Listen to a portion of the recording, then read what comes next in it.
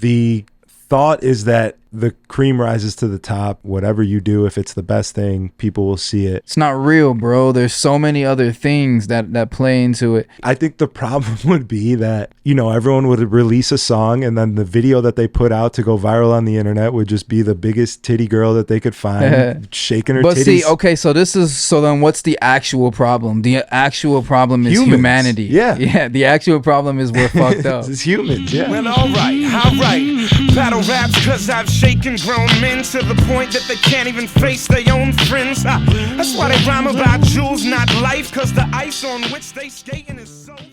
Welcome back to the Party with Strategy podcast. Thank you for joining us. Today we have a very special guest. I'm excited. Someone who I've known for a minute now, seen change and grow and blossom, I would say, I think is the best word. Yeah, sick. Yeah? Hell yeah. Shouts to my boy Amatic Logan in the building. What's poppin', man? I appreciate you having me. How you feeling? I feel good, man. I smoked a little bit before I came, so I did actually as well. For the last pod, I was like hitting the joint, and I was like, let me not overdo it. Let me just I didn't want to smoke touch. too much either, because I just started smoking again, so like it's not something. I haven't been on camera high in years, so I didn't want to come in here fried and like get to like tweaking. So, but I smoked a little bit, so I feel good. Yeah, the right amount is just it's beautiful. It's just a fucking nice little. People it's like it's some American shit maybe where we just overindulge and we just people get too high. Sometimes I like to get like too high at night, so hopefully I just fall asleep or like. You know what I'm saying? Just get too high where it's just like done. Yeah. But now let me ask you this. So from Chicago, obviously, rapper, singer, artist, all in all, producer, right? You make your own music as well. Everything. Do it all. Everything, man. And when I first met you, it was me and Dolo. We were doing videos and shit, and we got linked up with you through Peasy. Yeah. He was thinking about maybe having us direct a music video for you, and we got to sit down in his studio and like just chop it up and listen to your song and give you our ideas that came to mind. And then you were like, oh yeah, I like that. Let's do this. And we were just kind of creating, and it was awesome. That was like one of my first times experiencing something like that, where like me and Dolo were doing something and somebody wanted us to help with one of their, I mean, you were his artist at the time, right? One of their artist things, and we got to like collab, and it was a meeting of the minds, and we just got to like chop it up and create, and that was dope. That was like my first real experience with something like that. So it's definitely got a mark on my timeline, you know? That's cool, man. That's super. It's always like, it's just dope to see how things kind of play out, which is why you kind of have to, at least for me, man, I approach everything with like, from a perspective of like, this is all supposed to happen. It's, like it's all divine in a sense. Like there is no coincidences there. Well, there are no coincidences. There are no like, I don't really know if I believe in luck either. Like, it's just like people's paths cross for a reason. There's so many possibilities, and for you to meet somebody and interact and engage and connect with somebody is like, for a reason, but also you have to want to see it for a reason, or like maybe you don't know why. Like that interaction at the beginning with us, with, I don't even know what year was that, 2019, 2018? 18, 19 for sure. So, that's almost 5-6 years ago. Some shit like that, if my math is correct. And it's like,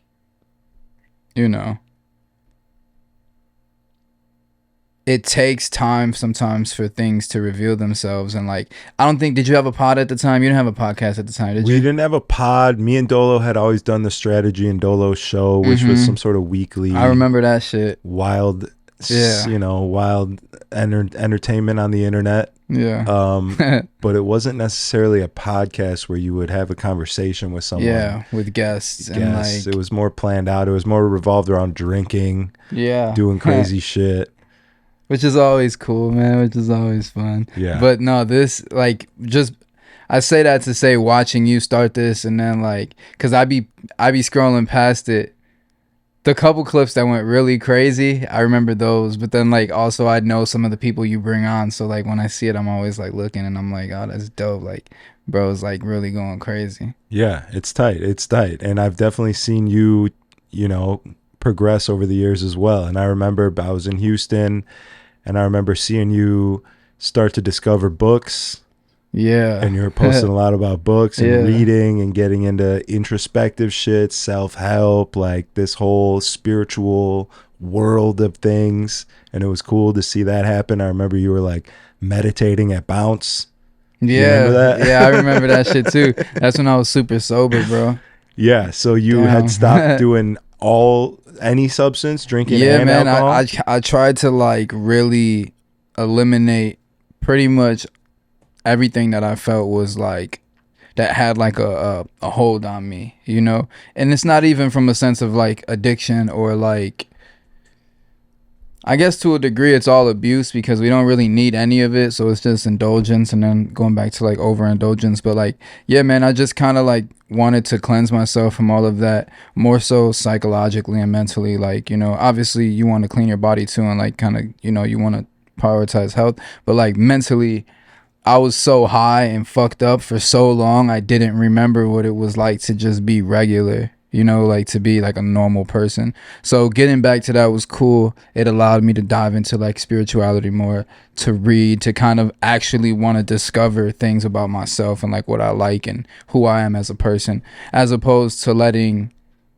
society dictate that and then just drifting off into being high and, like, accepting and being content with everything. But again, going back to the divine thing, I think everything happens for a reason, because I'm definitely smoking again and drinking. And I think that 4 years, 3.5, 4 years of that needed to happen for me to get to a place. Like, people ask me why smoke again, why drink again, because I was really on some, like, yo, I may never smoke it. You know, when you're, like, into something and you're, like, super into it, I was like, yo, I'm probably never gonna smoke again, probably never drink again. But, like, I got into stoicism, and they talk about temperance and, you know, moderation and things having utility if you have intent behind it. So, like, I'm trying to kind of find that balance, you know, and figure out what that sweet spot is for me. And intention and utility are big words for me. So, like, not getting high just to get high all day, but, like, finding the utility in it and how to utilize it, you know, in a more productive or, like, constructive way 100%. Instead of destructive, you know. Yeah, that's beautiful. I feel the same exact way about alcohol. Like, to me, it's a tool. Yeah. In these nightclubs, like, that's the world I exist in. That's the world I work in.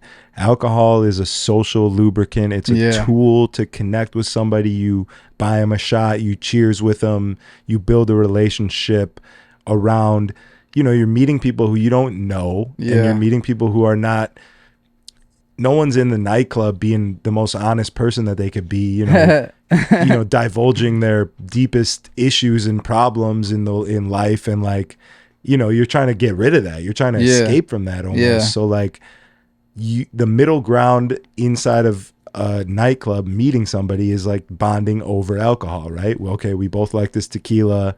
We'll cheers it. We'll take a shot together. It's a little bonding moment, and that's kind of where your relationship starts. I would say alcohol and music. Obviously, music. Maybe that goes without saying. But, like, because I would go to the club when I was sober, and without alcohol, there was no icebreaker.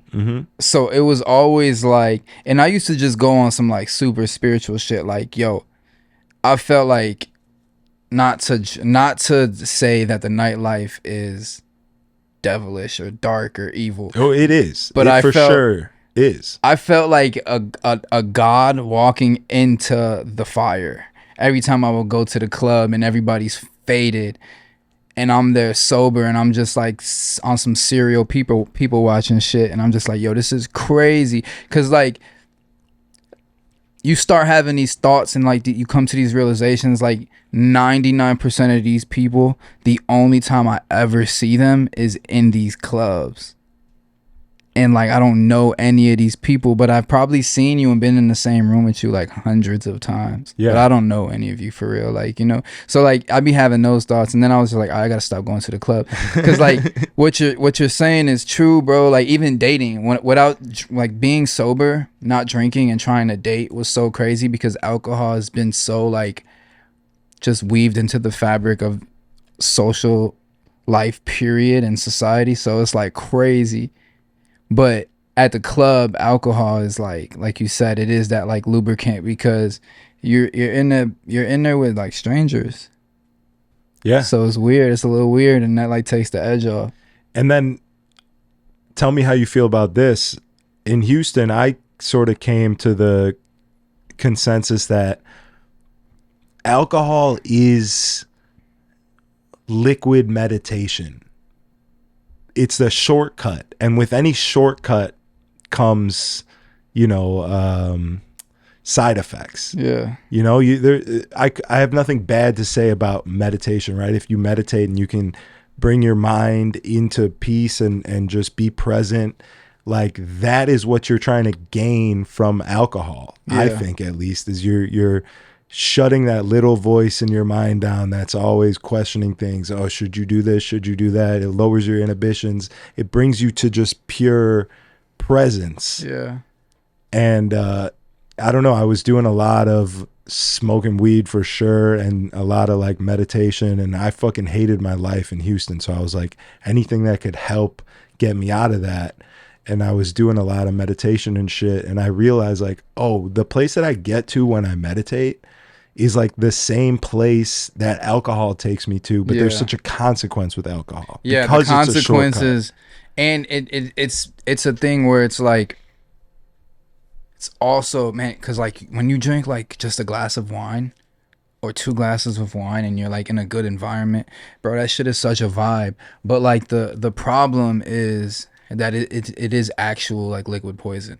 Yeah. Like it's actually killing you as you're drinking it. Yes. So that's the trade-off. Yeah. You get that euphoria that you're looking that for. Euphoria is crazy. But there's consequences because it's a shortcut.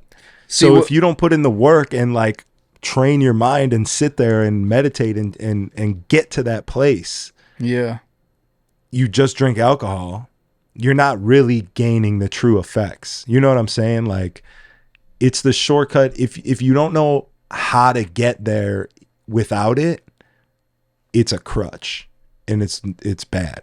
It is poison. It hurts the next day. It's killing you. It's not doing anything good for your body. It's serving a short time in your brain, helping you out, and that's why I think it's a tool.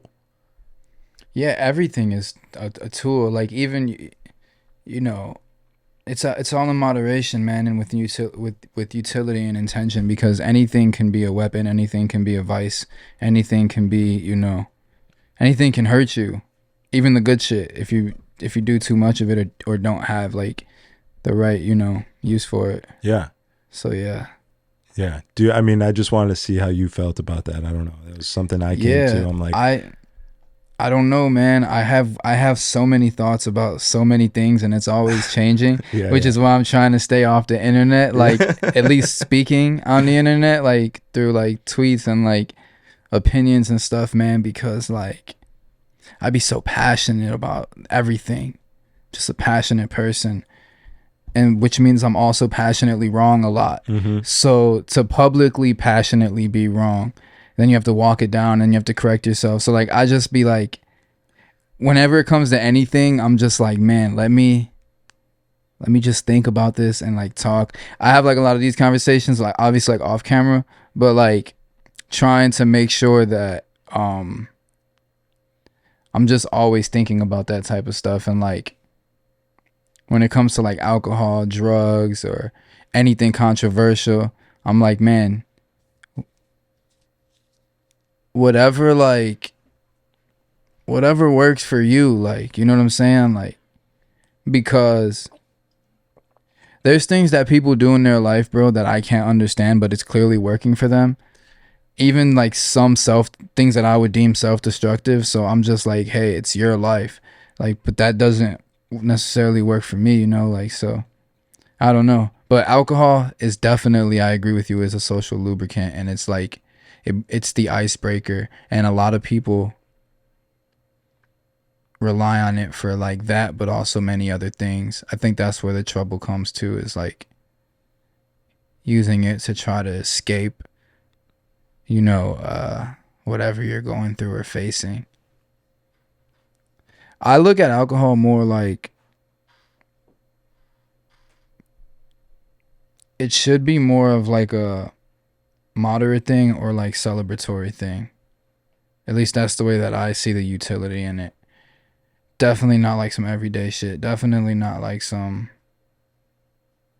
Like, I haven't been drinking a lot since I started smoking, but I've been drinking, like, I'll have a beer for like the Bears game. You know what I'm saying? Or like, we'll have some wine for like a party or a dinner or a date, or like to paint. Like something that's a vibe where it's like, there's a reason we're doing this, you know? But a lot of people just like, whatever they're running from, man, it's just powerful, you know? Yeah, for sure. It takes it seems so simple to say it out loud and like have this conversation. Like, it makes so much sense to me, at least, like everything that you're saying, everything that I'm saying, like to view alcohol that way and understand how it's work and what it's providing you. But I don't think a lot of people get it, like truly understand. They just know that they like it and they've been doing it for so long. I think so many of us start drinking at 15 years old or whatever it is, and you're like, because that's just what you do at a party, right? You're just supposed to get drunk, and then it becomes habit in that way. But do you see how it's so engraved in society and the social fabric, even as teenagers, bro? Like, and I was drinking and smoking when I was in grammar school, so like, but probably the average would be high school. What? It's crazy, right? What? Like, that's crazy, bro. It's just all you know from that young. And I don't think we realize that that's what's happening, right? From 14 years old until you're 25, maybe 11 years. All you've known is like, oh, I'm going to a party, I'm drinking. I'm going to a party, I'm drinking. I'm with people, I'm drinking. So like, it just becomes habit in that way. Yeah. And I don't even think that we think about it like that and realize that, you know? Yeah. It can happen like it can creep up on you and like almost in a subconscious way, where it's like you're doing it and you don't even know it. Yeah. But that's why I like weed a little bit, because it's not always great. Sometimes I get high and I'm like, wait a second, what am I thinking about here? I read, I not even read, I think it was somebody's podcast maybe, where they were talking about like schizophrenia and like people having schizophrenic episodes and like losing their mind. And what's crazy is when I quit smoking, I was having a lot of paranoia, panic attacks, and I was like, yo, I'm on the verge of schizophrenia, like I'm gonna lose my mind. And I think it's one of those things where if you're not in a good mindset generally, like in life, those bad thoughts are going to rise to the surface, especially when your brain is compromised when you're doing things like getting high. So like I think like I was just in a bad place, and I think quitting was good for me at that time, and I think I'm in a better place now, so smoking has a different effect. Yeah. But I could be wrong. I don't know. I could just be getting high and thinking about it. No, I relate to that for sure, deeply. If I'm not taking care of the things that I know need to get done, but like those little things that you ignore that start piling up, you got to put air in your tire, and you're like, it's so minuscule. Like, I have all these other big things that matter more, so we'll do that later. And then I got like a cavity I got to get taken care of. Oh, it doesn't hurt that bad, I'll do it later. All those like do it later little things, once those start piling up to a point where it seems like you have so much to do and not enough time, if I get high while that's going on, it's a wrap. See, mine is less like of the trivial shit, and it's more just like dire existential dread. Like, that's what my paranoia comes from. Like, yo, what? I'm not doing enough. Like, there's not like, I'm not good enough. I'm inadequate as an artist. My peers are surpassing everything that I thought I would do. Like, or this girl doesn't rock with me like that, or this person ain't really my friend, or like I start thinking about like real deep shit, and then it's like you fall down these rabbit holes of just like weird wicked thoughts.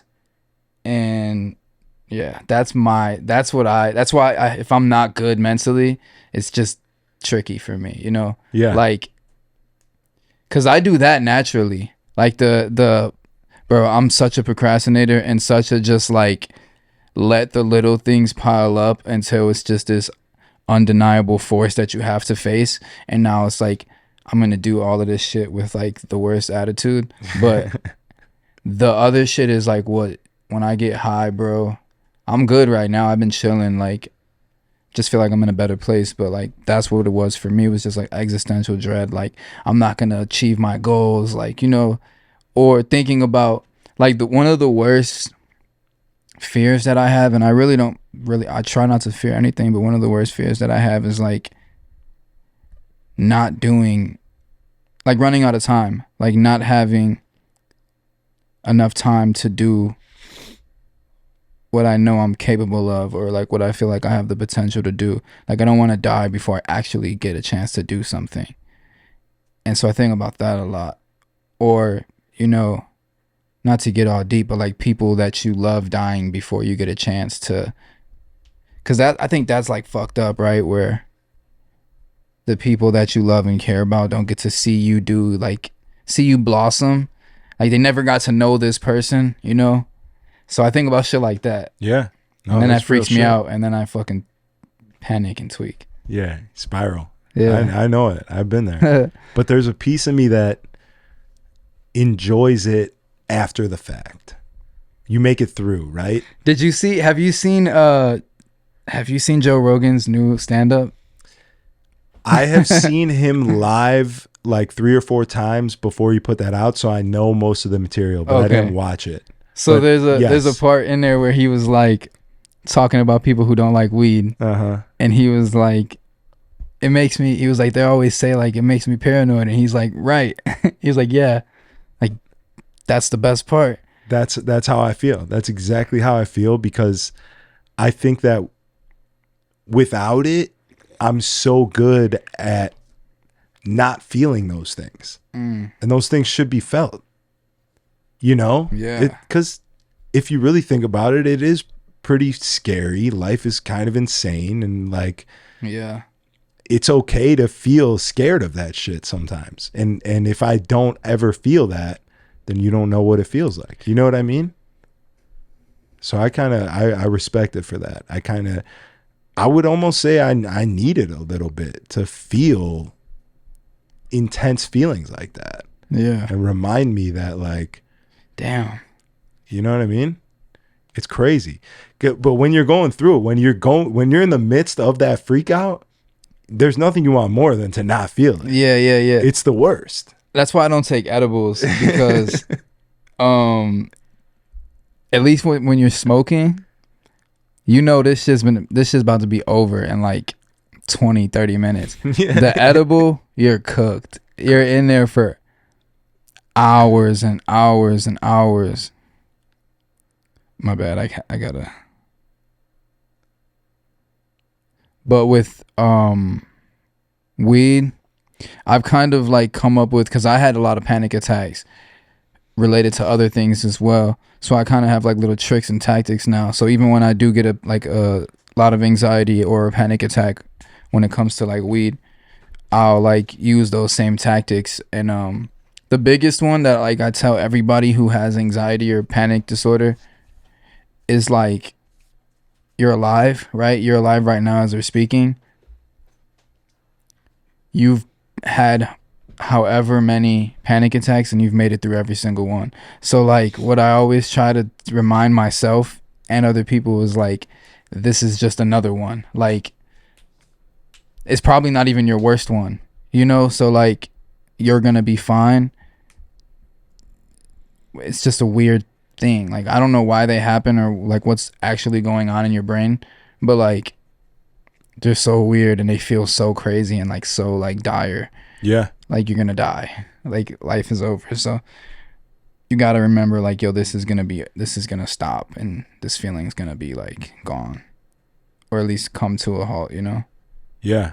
I don't think that you could get rid of that. I don't think that there's a life to be lived where there's no such thing as anxiety.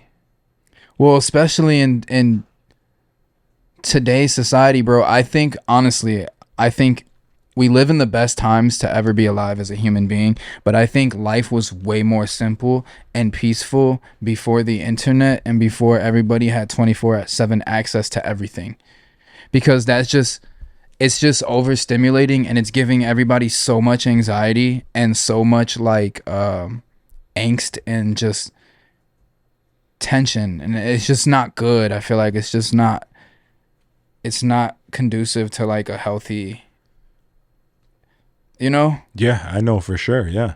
Like, it's crazy. That's where all that, like, I'm not good enough, I'm not doing enough comes from, for me at least, is like, it's just constant flow. You open up your phone and you're just getting hit in the face with other things that people are doing, that then you start to feel like, oh, I should be doing that.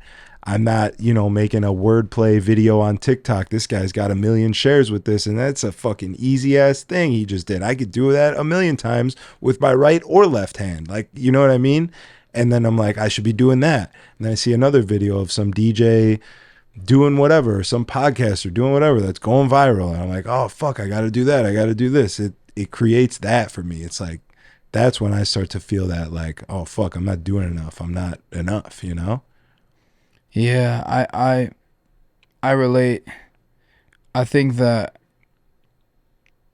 when it comes to like the internet, bro, they make it like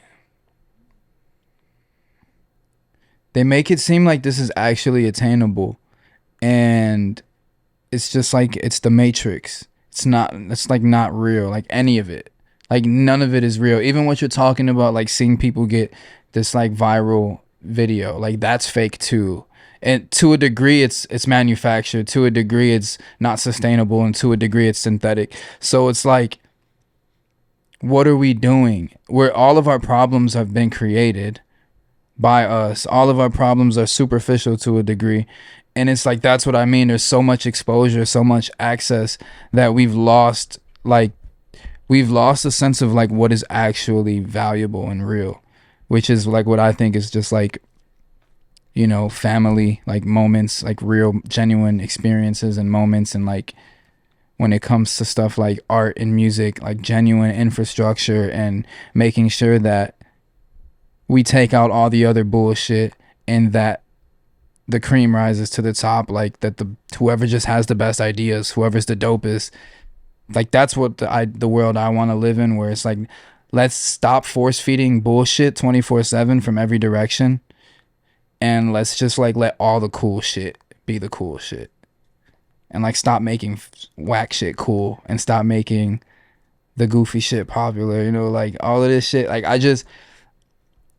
this is also what I think about when I get high. I get high and I'm just like, all right, let me be the fucking judge of this place. That's way more complicated than what I'm making it seem like. Yeah. Well, let me ask you this, because I know some people for sure would argue that like the algorithm does that for you, right? If you make something really dope and it's super dope and people like it, then that triggers people to share it or comment on it or whatever it is that gets you in the algorithm wave, and then you're off. So people, I definitely know, would argue like we have that to an extent. But it's not actually that though. Like if it was, it's about attention, right? It's about attention. It doesn't matter. The objective truth is that it doesn't matter if it's good or bad. Does it capture attention, and are people staying on this video and coming back to this video and sharing the video? So, and your algorithm is based on how you interact with content through those, and within the context of those like parameters. So it's like, all right, how do you know that this is good though? or like constructive or adding any value to my life. A lot of the doom scrolling that I do, it's not till like 30 minutes in where I'm like, yo, I just wasted so much time. Granted, sometimes you might be laughing or whatever, but it's like, this is pointless, bro. Well, they're hacking the human brain is what it is, right? So like, which is why I say it's not real, because like it's not like the coolest shit is actually being the most popular shit. That, and then two, the way that the algorithms are rigged for you to spend money on advertising, like it's just not real, bro. Like if it was actual, like, yo, leveled playing field, everybody has an equal chance to get exposure. You just, whoever has the best ideas and can scheme and plot and make the best strategy and whatever. If it was really that, but it's not, it's just like everything else where it's like, who has the most money and who has the most, like, who's in the best like situation, I guess. I can see where there's that for sure. If you have enough money, you can buy the nice equipment to make the nice videos that are aesthetically pleasing, that get more views. But even with the ads, though, you can sponsor your shit with money. You can definitely, pay people to get your songs on playlists, and to post using your shit. You can definitely use money to help spark your shit for sure. But you can also do it without money. I mean, I'm thinking of my boys in Houston, my homies that go by No Good, 2 DJs, they incredible producers, and I've watched them use TikTok. I fucking hated TikTok forever. I still kind of hate it, but with their success on it has opened my eyes a little bit more and shown me like what it can really do. No, it definitely works for some people, and it definitely does. There are testimonials and there are success stories, but it's the minority. I feel like it's not the overall consensus. Like, it's not the experience that most of us get with these specifically artists or creators. They're selling you on the dream of you can do it too, but the reality is like it's literally controlled to where you're not going to unless you do. Like, you have to be the greatest ever to ever do whatever the fuck you're doing, or you have to spend money. But like, some people do get through. I feel like I see it sometimes too, even with friends. Like, you catch a moment organically and it's up to you to sustain that. So it does happen, but it's not like the numbers, like from statistically, it's not in our favor, which is what my problem is. It's like it should just be an equal thing where it's like, and that's just the idealistic like mindset of like, yeah, ideally you would just want it to be like, yo, who's the best? And it's not about that. I get what you're saying in a sense, because your music is super dope, right? Let's say you have a track that if everybody in the world heard it, or if you had, someone backing you like Calvin Harris's record label with millions of dollars to get you on every radio, to get you on every playlist, to spend the money to get you out there, this song would hit. It would captivate the masses, and you would have like a hit, like $1 Million Baby type thing, right? So I get that in the sense of like, you've made the song, you've done the track, you've put the work in, you've given your creative, you've given yourself to this piece of music, and that's what you want to take you to where you should be. The cream rises to the top. But now there's a second aspect to it. You have this song. Now, how do you incorporate that song into a video with virality, right? Like, marketing it is marketing the product is definitely the most important part, for sure. So like, that's where I start to hate it. Marketing it and thinking about it with this other viewpoint of like, all right, how do I give it virality?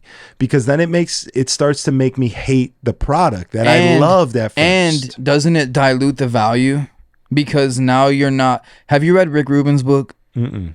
So he talks about like when you're making art, the audience comes last, and it's about you because it's about your honest, authentic expression. And I think the moment you start tainting that process, bro, you start creating something that's not true and sincere and authentic. So like when you create this content and now you're thinking from the mindset of trying to go viral, you're not creating something true and authentic. It's like a tarnished thought. It's a tarnished idea because now there's this blemish of like trying to go viral, which compromises the integrity of the whole thing. Yes, that's what I'm trying to say. Yeah, like it's not true to who you are now, because now you're trying to put this other hat on, right? Yeah. You're like, all right, I'm done playing the guitar and rapping and producing, and I'm done like creating and doing what I love and opening myself up to give you this. Now I'm taking that hat off and I'm putting this hat on and I'm doing something else for this product. And it's like, it just changes the whole thing. If it doesn't go right, you try, all right, I'm going to have these videos. These should do it. This is what why it's so fucking hard to be an independent artist or like a freelance creator or content creator in general, bro. Like this shit is so much work and it costs so much money and like sweat equity too. Like, and not only that, but like nobody takes it serious. Like, from a standpoint of a career, people don't take it serious until you're Drake or until you're Kanye. So it's like there's just so many like there's just so many things working against you, but I still believe that at some point it's in human nature to want the best, like coolest, dopest, greatest ideas, and the greatest thinkers, I think, eventually have their moments. So do I agree with the way like the systems in place and the way that all this shit is ran and operated? Hell no. Specifically as a musician in like the streaming era, which is like just all smoke and mirrors and bullshit. But like, do I think that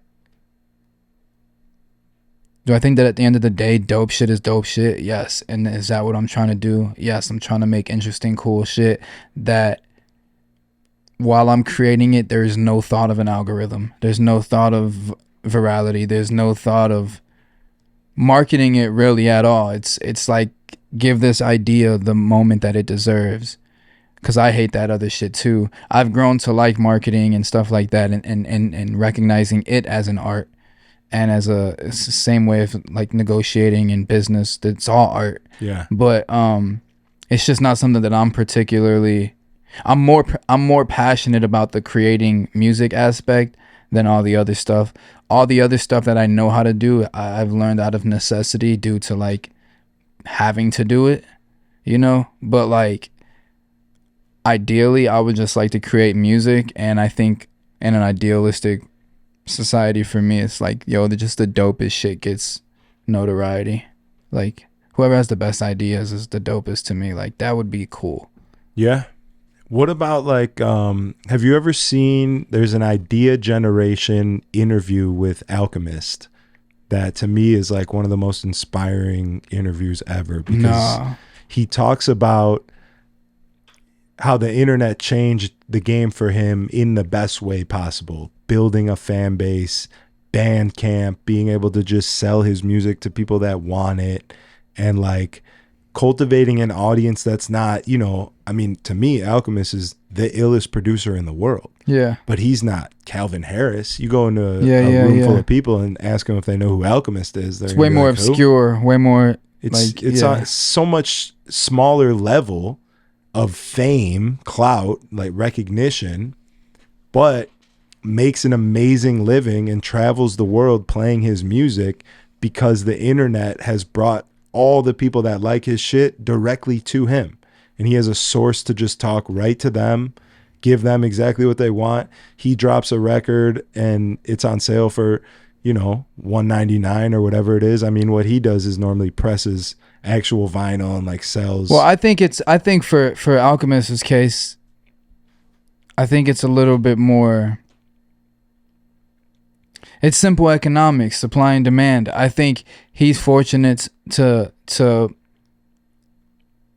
in this era he already had sort of. I mean, he talks about, you know, the people that love him now for songs that he produced for Schoolboy Q have no fucking idea who Mobb Deep is. You know what I mean? But that's what I'm saying though, is he already had infrastructure and relationships to where when this transition happened from a media perspective, it was all he had to do was apply himself to this new type of thing or this new machine, and he was gonna succeed. He's dope as fuck, bro. He's Alchemist, like you know what I'm saying, like yeah. And he's done real work with real artists. It's like substantial shit. So he's not just like some startup producer.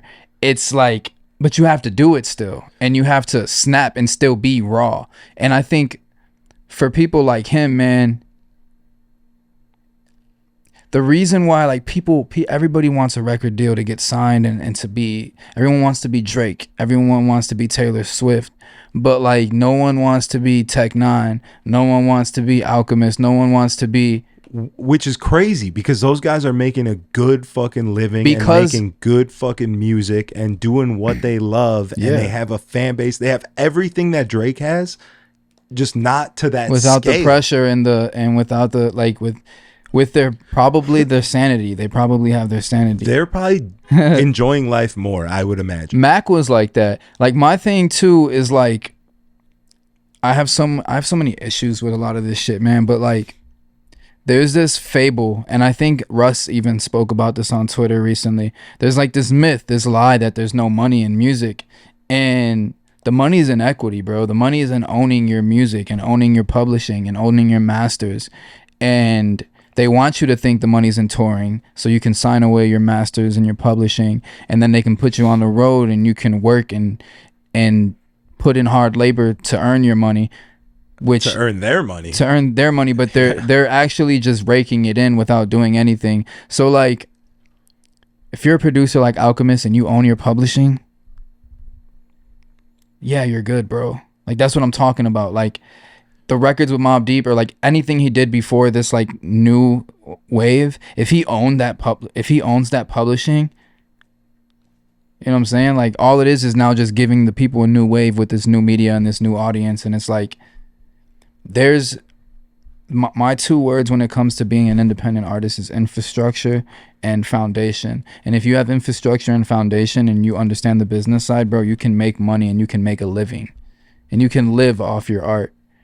You might not be Drake. Only one person gets to be Drake. You know, only one person ever has gotten to be Taylor Swift. The odds are not with you to be Taylor Swift, but you can be like who you are. You can be the first you, whatever that is. Yes, that's exactly right. That's what I took from that interview the most is like, because he talks about being introduced to this world through Currency and like doing songs with Currency, and they'd record something and then Currency would be like, hey man, let me get that because I got to put it out tonight on my Patreon.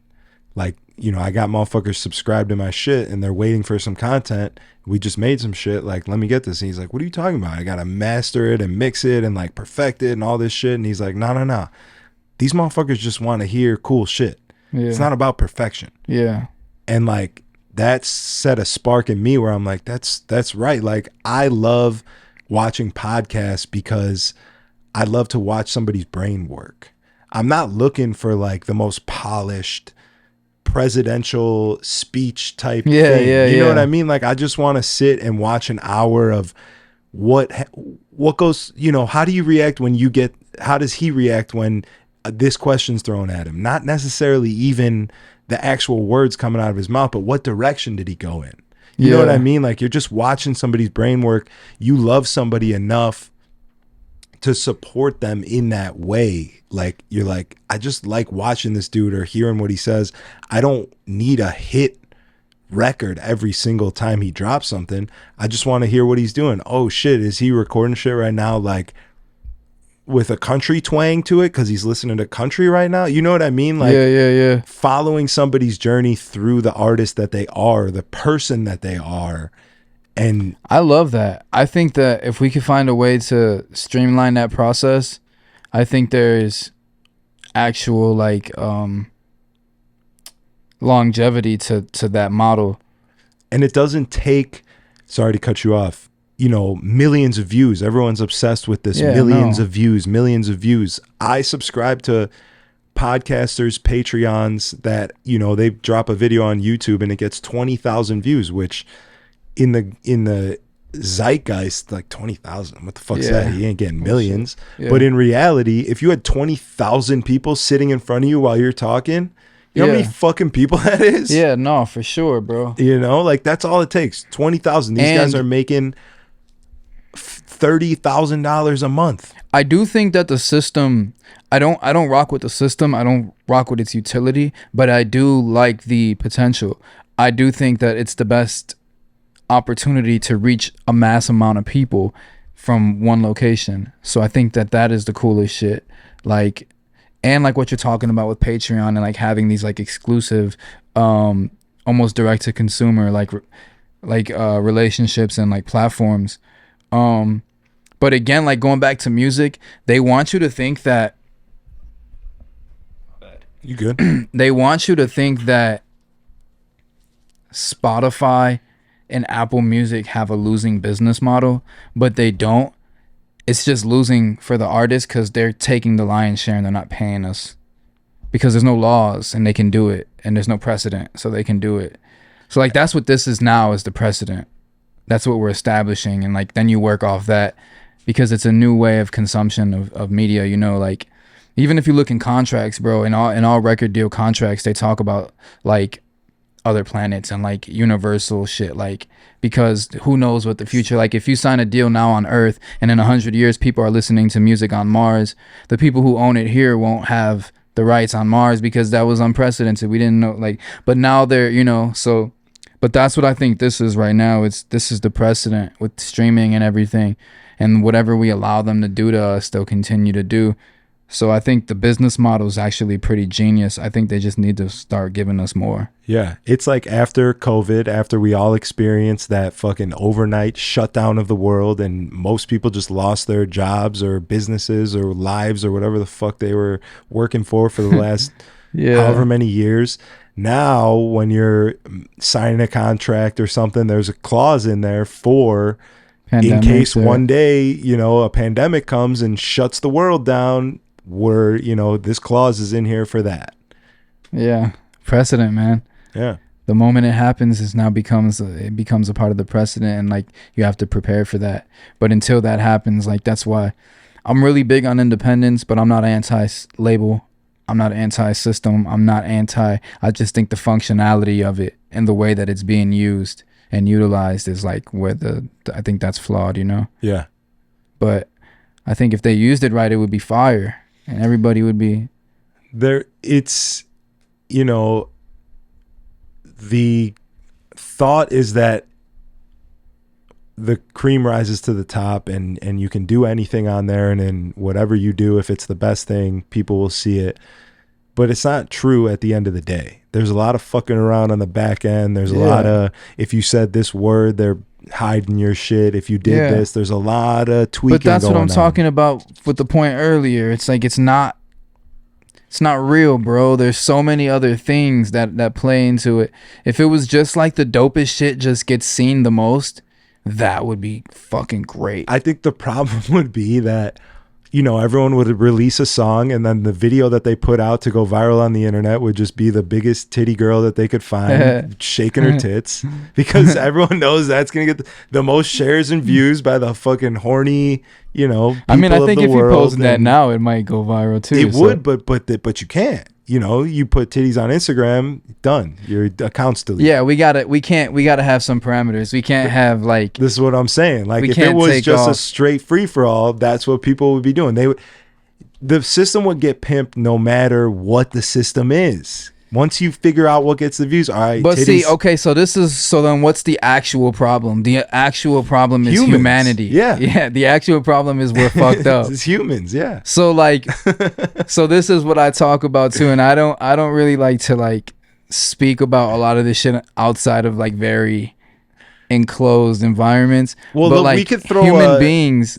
we could throw a thing out there before you go, is like, you don't live and die on this hill, I would imagine, right? I say a lot of crazy shit on the internet, and then like if someone confronts me about it in real life, I'm like, oh yeah, I don't know. No, I was just like talking, you know? Just it's just conversation. But like I say that because like people one, the way somebody perceives or the way that they receive it isn't always the way that you intended them to. Yes. But like for shit like this, some shit can just go so far left and so off the wall, and people start calling you like names and conspiracy theorists. You get grouped into and I think all of that shit is whack, which is why I just avoid it in general. What were we even talking about? You were about to say something about how humans are pretty much the problem of everything. I think that, I think Darwinism is like pretty cool. I think that same, I'm into it. I think Big that Darwin natural guy. selection is the shit. I think that the smartest people should continue to live. The dumbest people should just like probably not have children. And like, if you're not contributing to society, bro, what are you doing? In some way. Now, it's not my job to tell you what your contribution weighs or like what the value is, but like I think we can put like a line of people and all of us be like, okay, that person is definitely not contributing to society. Yeah. Like if you look at their life and like what they do, like, and so I think that the issue is humanity. I think that one, we're in a collective mental health crisis that we're not actually interested in treating because there's no financial incentive to do that. But then two, I think that we have a spiritual war going on. It's been going on forever. There's a psychological war going on through propaganda, through media, through all these other things. So like it's a human thing, man. And until we fix all of these and address like the actual internal things, it's going to be a shit show. Yeah. It's always going to be a shit show, bro. I know that's kind of cynical, but like, it's true. It doesn't mean the world's going to end tomorrow or even 30 years from now. Who knows? But like, if you can, step back for a second and look at what's actually happening and realize that, yes, it is a shit show, you'll probably be better off with that understanding. You know what I'm saying? Hey, when you sit here and try to solve the problems of the world, you're going to drive yourself mad. There's so many problems. If you just sit here and be like, yo, think about it, bro. We are a grain of sand on the spectrum of time. There's going to be so many people and organisms that are going to live after us and that lived before us. And we're here for a very short time. So like, I've accepted that I won't know the answers to like so many things that I'm actually interested in, but like, no point of like tripping off a lot of this shit. Like, I'm really trying to get to a place, man, where I can just live an unjudgmental or a non-judgmental life, of just like existing and like not caring about all of this shit, because it is a shit show. Yeah. And I don't have the answers to none of this shit. And it's all very sad and heartbreaking. And like, if you just dive into it, you're going to live a very sad and heartbreaking like life. And so I have these deep ass thoughts, man. And I think it's very important to like balance it with shit that makes you happy. For me, it's like music, painting, funny shit, comedy shit, sports. I think people need to find things that make them happy and like fuck what people think about it, like. Yeah. But I think, we have a human problem going on here, man. That's some people will say we are the problem in general, like in the world. I don't know if I agree with that, but I definitely hear people. I mean, I think unchecked and unbalanced by other humans with opposing opinions, I think the problem runs rampant, like, yes, we are the problem to an extent. I think, like, I'm saying, like, people think that we're the problem for the universe. Right. Yeah. So yeah, I don't know, man. I think this is where it gets a little weird, because what the fuck are we? What is the universe? How are we the problem to some shit we don't know anything about? Yeah. I mean, that I love listening to, different people's theories on how we even got here. Yeah, like, hell did the yeah. aliens come down and fucking turn, monkeys into humans by, I was just magic watching or some what? shit about this too. I don't believe that at all. The Anunnaki? I don't believe that a Neanderthal or some shit had sex with a monkey, and then I think there's clearly some higher intelligence involved. I think there's clearly some shit that got tampered with and that was intentionally creating a human being. That's what I think. Have you ever heard the theory of I believe it's the Anunnaki, and I don't know it well, so I won't be able to tell it in depth, but I know the basics is aliens came down here and they needed gold, right? Gold is this gasoline type thing that they need, this currency or this element that runs things on this other planet, and they needed more gold, so they came here. This is an actual theory. So this is a real theory. The guy, I'm assuming that's the guy's name. What is it called? I think the Anunnaki, if I'm or is it a tribe? I think it's a tribe or an alien or something. I don't know it well, but I've been high and listened to enough things where I could piece it together a little bit. Yeah. But they came down here and they basically either brought us or turned us from monkeys into humans and gave us the goal of worshiping gold and getting gold, and gold is what you need. That's crazy. Gold. And that's why gold is what it is, because without the title of gold being this most expensive thing on the planet that we can go mine, what is it? It's just like a rock at the end of the day. They gave it that value. I don't know enough about precious metals. I don't know what they use gold for or how it got its value. That's the theory, is that they gave it the value because it has value on this other planet, and they basically created us to get the gold. That's crazy. I'm gonna have to look into that. My boys, we be talking about crazy shit like that, about biblical references, books that are prehistoric or that are so old that you're clearly they knew some shit. We talk about the Egyptians and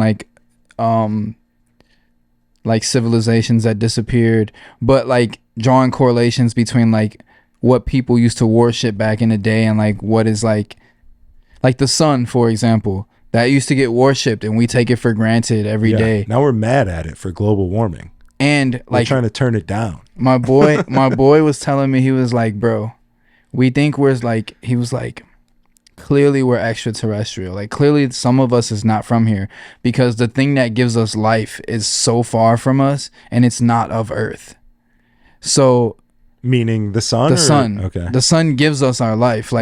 If there's no sun, there's no human beings, there's no any of this.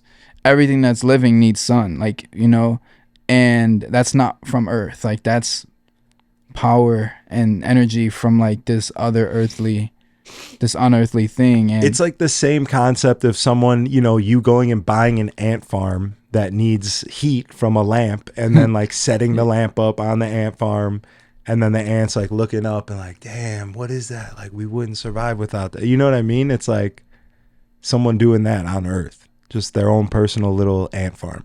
I don't know, man. There's so many ways that this shit could go. The fucked up thing is that none of us will ever know. And I be thinking man, if somebody told you I'll give you all the answers to the world, but after I give you all the answers, you have to die, would you, or you can live in ignorance, or would you know? I don't know that I want to know, bro. I don't want to be burdened with that. I want to know less.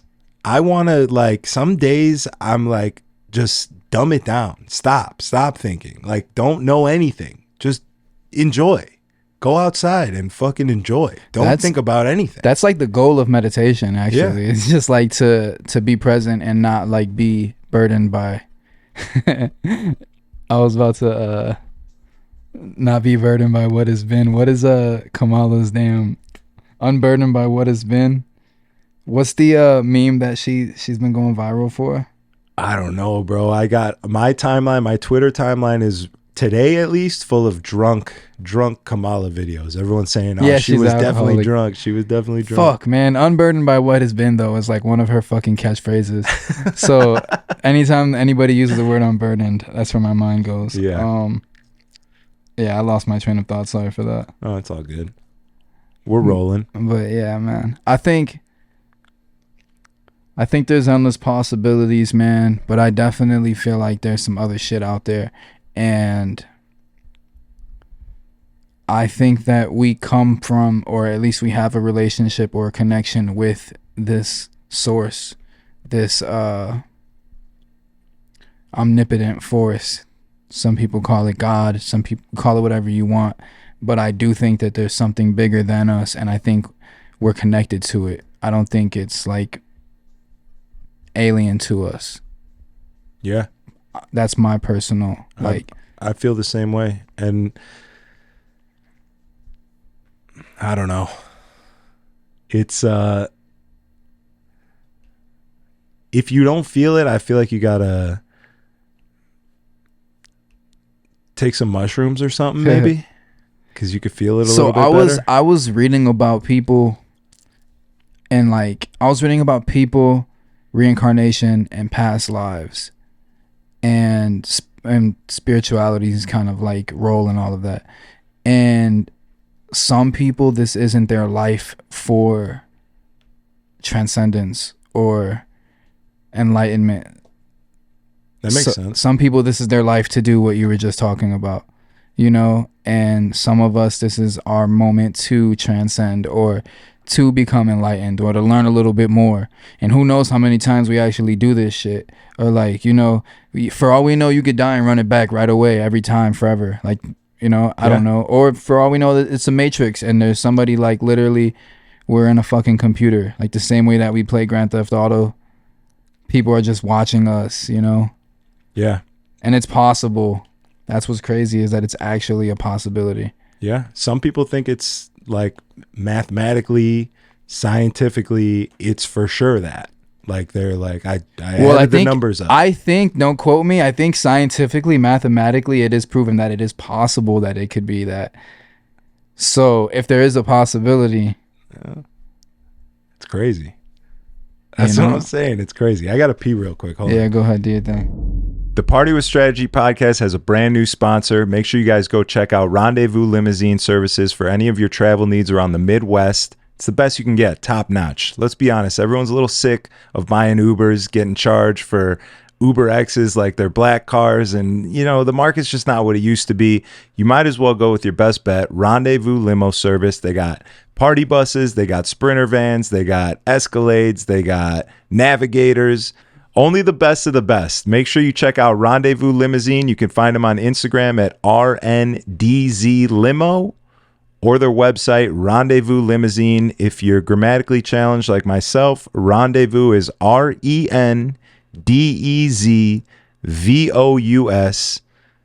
And we might as well do limousine as well. LIMOUSINE. Rendezvous Limousine, best you can get anywhere you want to go in the Midwest. Airport pickups, drop-offs, party buses, just going to see a friend. Do it in style. You know what I'm saying? Let's get back to the episode. Thank you guys for watching. Well, see, are we rolling? Are we rolling or no? It's still going, yeah. Okay. So that's the thing that I think if you think God is a white man with long hair and a beard, you're going to be let down. I think you're going to be disappointed. I think you're going to be very disappointed. Here's the thing. Like other people I brought up this theory as well too. Well, that's Jesus, right? What if that entity that is the God of universe like said, okay, cool, I don't want to freak these fucking people out, so let me give them something that they can relate to. That makes sense. I mean, be like, oh, here, if I want my bidding to be done, what better way than to have someone that's just like you and me? The way that I look at it, you're talking about the theory from, or you're just speaking about like. Oh no, I forgot who brought it up on there, but it's like they said it on South Park. Remember that episode? God came down. And it was like this freakish fucking dude. And everyone was like, "What the fuck is that?" And then it's just like everyone like lost their shit. I think I think in this world, man, whatever you believe is true. I think you create your reality. And if you think that's what God or Jesus or whoever it looks like, then I think then that's what they look like to you. I believe that my God doesn't have a physical appearance. It's more of just like a presence. Yeah. And it knows everything, it feels everything, and I'm trying to get good with it. I'm trying to connect with it, and I'm trying to like live and walk in alignment with it. Now, I do think I'm not religious. I don't subscribe to any religion. I respect them all, though. And I think that religion is great for, you know, I think it's great for providing framework and translating and kind of like, you know, interpreting certain things and can provide a lot of value in that way. But I don't know if a lot of that shit is meant to be taken verbatim or like, you know. Yeah, I feel that exactly. And when it comes to religion, I'm ignorant. I don't know anything. I should put that before everything I say. Disclaimer: I'm ignorant. I don't know anything. No, I have the same feelings. To me, they all feel sort of the same. Like good intentions. It feels like they're all kind of on the same shit. Just they're calling it different things. Be a better person. Don't do bad things. Like just this nice set of rules. That's like, hey, if you do all this stuff, you'll be good. And then it gets weird to me when they start saying like, oh, you must do this or else you will be doomed. Like then, do you think it was like somebody, whoever wrote the Bible, and then somebody was like, out of pure like just greed, started adding shit like that, like. Yeah, humanity, I think, came in. Yeah, humanity. I think in the beginning, it was this nice thing where it was like, oh, okay, dope. Like, these people are kind and they want to do good. And, like, that word spread and more people start showing up. And they're like, we want to be kind and do good, too. And now you have this huge gathering of people. And the human brain went like, hold on a second. I got all these fucking people here listening to what I'm saying. Yeah. Let me just sprinkle a little bit of my own shit in here. And also, don't do this. Also, don't do this. And also, you should probably give me a couple bucks every time you roll up here because, like, we got to pay for shit, too. So, you know, give me your money. And, like, see, that's like everything's commoditized and everything is commercialized and everything's about money. Like, that's what sucks. Like, even with the church and all of that stuff, bro, someone has to pay for all of this shit. So, like, nothing is actually pure. I just feel like nothing is pure, man. It's all a little tainted by money or greed or some type of like angle, you know? Yeah. And that's why sucks. And that's why it fucking sucks. And it makes me personally, I can only speak for me, feel like shit when I'm trying to create something awesome and that I love and that I feel good creating. And then I have to start thinking, is it going to make me money? Yeah. Is it going to go viral? Is it going to do like putting all that shit onto it? I'm talking like, oh, humans ruin everything, and I am a human ruining my own creations. You know what I'm saying? Like, that's valid though. We are, bro, we are our own like worst enemy. We get in our way. We are our own like block. Like, it sucks, but I think that just going back to precedent, man, I think that the systems are now in order. It's going to take somebody to fucking shake that shit up. Not in I mean, the most disruptive people end up becoming like the, you know, the guys or the ones. But I don't think I think approaching from a music perspective, because that's my field, I think approaching it from a disruptive perspective in terms of shaking shit up and making people have to answering questions, or making people have to start answer questions and address certain things. Because like, man, the precedent has been set. Now it's how do we adjust it to make it fair and to make it equal and to make it ethical and not exploit people and abuse them and kick them out to dry when they're no longer of use or valuable, whatever valuable even is. Like, who the hell's to tell you that a human being isn't valuable? But you know what I mean? Like, yeah, So I think the system is just being used in the wrong way. And again, it can go back to us human beings, just naturally greedy and you know, malevolent and just bad. But I think there's good, and I think good is naturally more powerful than negative. Yes. I think positive is naturally, like if you had one positive person, I think it's equal to like 10 negative people. Yes. That's how powerful the positive shit is, which is why I think that can win. I think there's a spiritual war, but I think the good can win. I just think we have a very bad problem, like a very like prominent problem, almost like a damn disease. Yeah. Like a virus or some shit. Mm-hmm. That's a fact. But let's speak on something good actually for a second here. Let me ask you about something good. Okay. You make good music. Sick. Thank you, man. Thank you. You're welcome. What are you making your music on, at least now, your last album that you just put out? A lot of guitar, a lot of electric guitar. You're playing all of that, right? Yeah. So I played everything on Paradox. So it's called Paradox 1. Paradox 2 is coming out. And Paradox is just like a series of creations and ideas, whether it be albums, visual creations, art exhibits, whatever. I'm still defining it, or it'll kind of reveal its own form as I go forward with it. But yeah, so from the music part, or from the music side, I played everything: electric guitar, acoustic guitar, bass guitar, drums. Obviously, some songs, maybe not on Paradox 1. On the next Paradox, some songs are programmed drums. Some are played on an electric drum set. Some are tracked on an acoustic set through my iPhone, which is crazy because like typically you're supposed to mic up each like drum, you know, or each piece of the kit. And I just did like a room mic with my iPhone, and we got some cool drum sounds out of that too. Cause then I throw it into like my DAW and I fuck with it, you know? Mm-hmm, mm-hmm. But yeah, pretty much doing everything, arranging it, producing it, engineering it, writing, all of it, bro. So it's like, it's cool cause you get these ideas that are 100% mine coming from my weird ass mind, you know? So yeah, that's fucking it's sick though. Yeah. So like, and I'm just trying to kind of continue to build on that and get better at guitar, pick up new instruments, kind of improve as a songwriter, as a producer. Cause it's like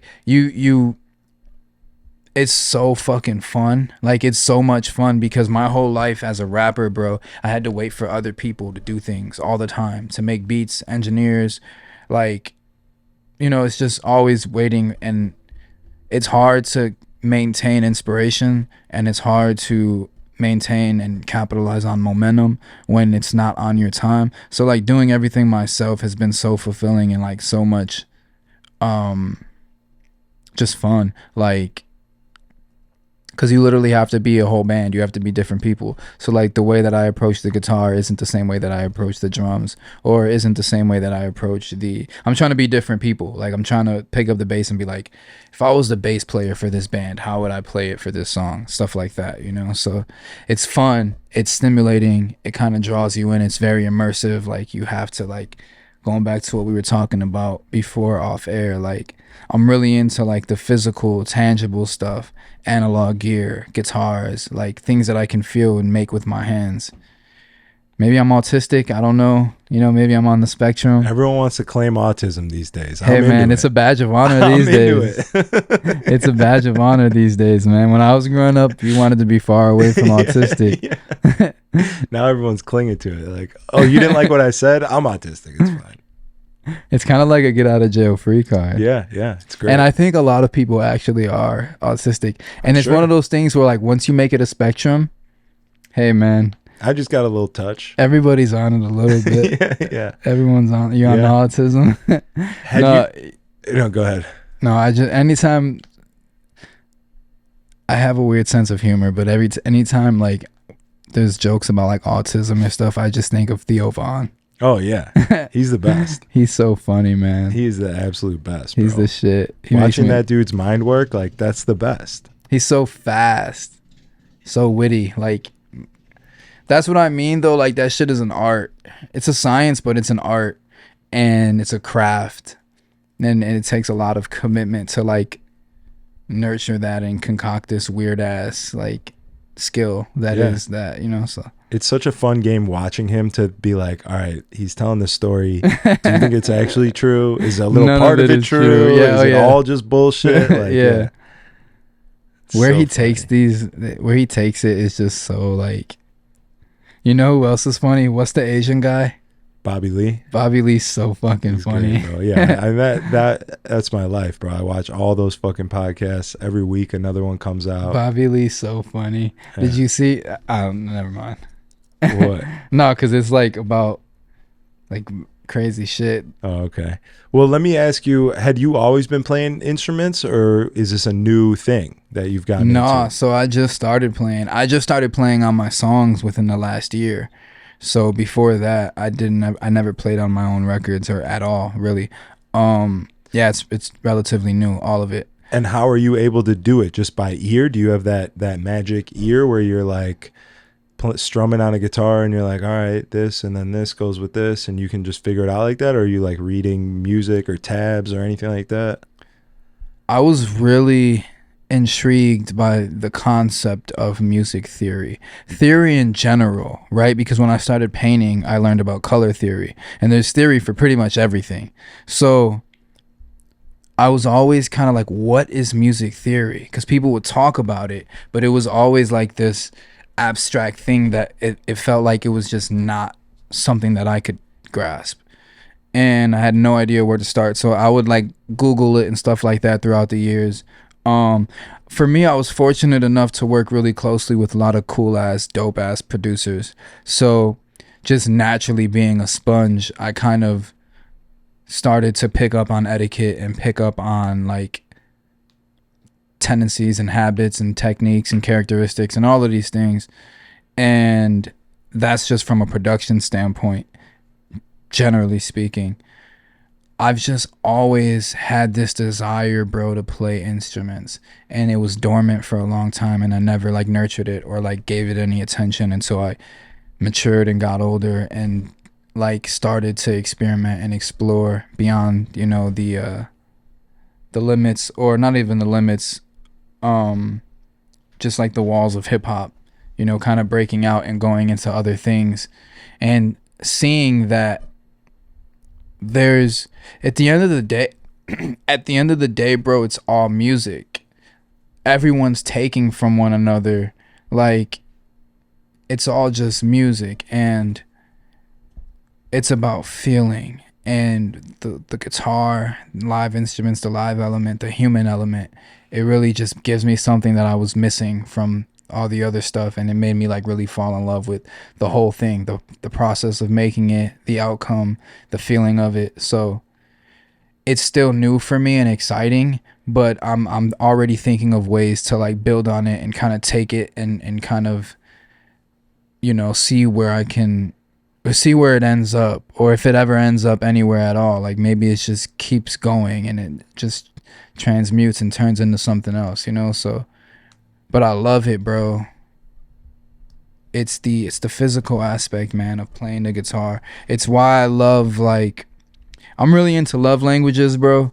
So my love language is physical touch and quality time, but my main one is physical touch. And as I did like more reflection, or as I've done more reflecting on myself, you start to notice these like correlations. And like my love language being physical touch, not only romantically, but platonically, like familial. Like, I mean, I'm Italian, Puerto Rican, and like Mexican, like, bro, it's just naturally touchy people to begin with. But like physical touch is how I communicate. Like that's, for me, that's better than speaking. And it was crazy picking up my guitar or understanding that analog or things that I can feel and touch from a sensory perspective did more for me. So like when I first opened up Pro Tools or FL Studio, like the interface was so intimidating. But the moment that I got familiar with it and I was able to add things that I can touch, it made it way more like digestible and like way more, it's just smoother, and like it incentivized me more because it was just something that I enjoyed doing more. Like, so yeah, man. Sorry to give you such a long answer, but like, no, that's real shit. I from love it. The instruments, I think the physical aspect is probably what's most appealing to me. Is like, you get this raw, authentic expression that I give you physically. Like, yeah, it's the easiest way to get what you're trying to bring from the inside out. Right? Yeah. There's no, like, you're sitting in front of a computer and you're trying to get the computer to do what you want it to do. It's tougher than like taking the thing and making it do it. It's more intuitive, as opposed to where the computer is all science and all like algorithms and literally so precise, and you can manipulate the hell out of a computer, but you have to know exactly what the device is and know it in and out. Whereas an instrument, if you're just relatively familiar with it and you know what you want to feel, you can pull something out of it. Like, literally, it's that simple. Because at the end of the day, what's good and bad is subjective. Like, what someone thinks is good might not be what you think is good. So it's not about being good or bad. It's about expressing yourself and giving the people something that they can feel. But to go back to your question about always like knowing or thinking about it, I didn't know how to produce or do any of that shit, bro. Like, and I didn't have teachers or mentors. I learned everything from like YouTube and Google and online courses, and like buying a course and not liking it, buying another course and not liking it, until you find something that like gives you some type of foundation or contributes some type of, gem to your education for whatever you're studying. So like for me, man, the internet was like paramount. Like, I learned all that shit on the internet, and all I need is a little bit. All you need to give me is a little bit, and then I can start like probing and finding out other ways to build on it. And so that's kind of what my approach was for everything: production, engineering, guitar, instruments, like everything. So I'm just like, and books too, but like mostly. And visually, I learned from watching other people. That's why I probably would say that's the biggest thing for me. Like, I'm a visual learner. Going back to the sensory thing, physical touch, like visualizing things. So like, you can tell me a billion times how to do something. We can sit here and you can tell me something for like an hour, 2 hours. But if I watch you do it for 10 minutes, I could probably do it exactly like you. Like, I could probably emulate it to the T, like how you just did it. But you can sit here and tell me for hours and I probably won't get it. Yeah, that's exactly how I learned how to DJ. Yeah. I was just watching motherfuckers DJ. And the guys that were nice enough to answer questions. Like, I'd see someone, you see 3, 4, 5 people do one thing the same way, and then one guy does it a different way, and you're like, why'd you do that? Yeah, why'd you do that? Yeah. That's sick. Yeah. And people gatekeep, man. People don't give you the sauce. That's what sucks. I be giving people the sauce because it's like, you're still not going to use it the way that I would use it. So it's still going to be my creation. And what are we doing? Like, what are we doing here? Why are we keeping secrets? Like, from a competitive perspective, it just doesn't make sense, even though that's the angle. It's like, I don't want anybody to be able to have my secret recipe or whatever. But it's like, if you're that dope, let everybody have it and see if you can still make some dope shit. Yeah, see if it's really you that's that dope, or if it's just whatever the sauce is. And give the sauce away, because there might be somebody that can do it better, and you might inspire somebody or influence somebody to do it better, and they might be the next biggest superstar of all time, and now you're a part of their journey, or you help that person get there. Like, I just don't understand the whole gatekeeping thing for anything. Yeah. Because I'm just of the mindset of like, aren't we here to progress? Like, what is the goal? Going back to the humanity thing, bro. Like, what is the goal? Are we here to live in hell, or are we here to kind of like inch closer and closer toward like an ideal society and civilization? Like, I'm here for trying to help people, like, especially from the artists, like my community. Like, yo, bro, what? I want everybody to win. Do you ever find it hard to help somebody who is not a person that you necessarily relate to? You know what I'm saying? What like do you a mean? person that you don't even necessarily like. I mean, there's a lot of people who I don't like. I don't like their personalities. I don't like the way that they operate. I don't like the way that they do things and don't take accountability for it. I don't like the way that they're not able to be introspective and own, you know, their own human qualities and get better and, you know, have the desire to even want to grow. Yeah. So I run into a lot of people like that who I like. It's not necessarily a person that I would want around me often. You know what I mean? And like, they're asking me questions and things and I'm giving them answers, but I'm not like, I feel you. I'm not so inviting, like, oh shit, like you're a DJ too. Oh, we don't bond over the same things. We don't connect in that way where I'm like, oh yeah, that's hell a yeah, little you need different. to do this, you need to do that. Yeah. You run into a lot of people who are just a different type of person than you are, and like, it's not like I would talk to that person and be like, no, fuck you, I'm not telling you shit. But like, I'll give them the answer to the question they're looking for, but I don't have a question for them after that. Or, you know, the conversation doesn't go that much further. Like, you know what I mean? Sometimes that's enough, man. Sometimes that's the role for that moment. And maybe that little piece that you give them ends up becoming some big thing for them. I don't know. I when it comes to people that I don't fuck with, if I don't like you, I arrived there for a reason, like with a substantial amount of thought, or I'm just being an ignorant piece of shit and I'm just judging you.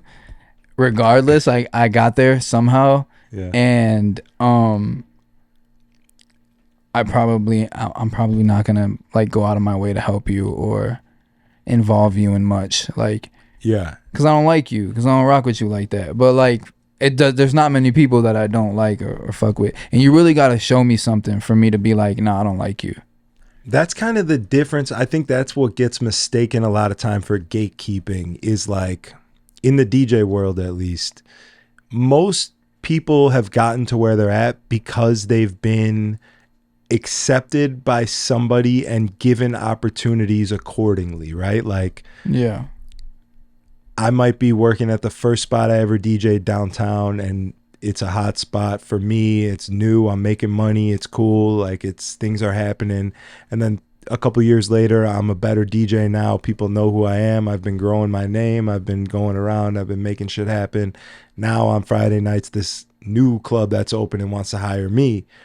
And this spot that I'm leaving, I want to put someone in, like one of the younger homies or something. You know what I mean? Like, that's a lot of the ways that all of us have grown in this industry. Most of us, a lot of us.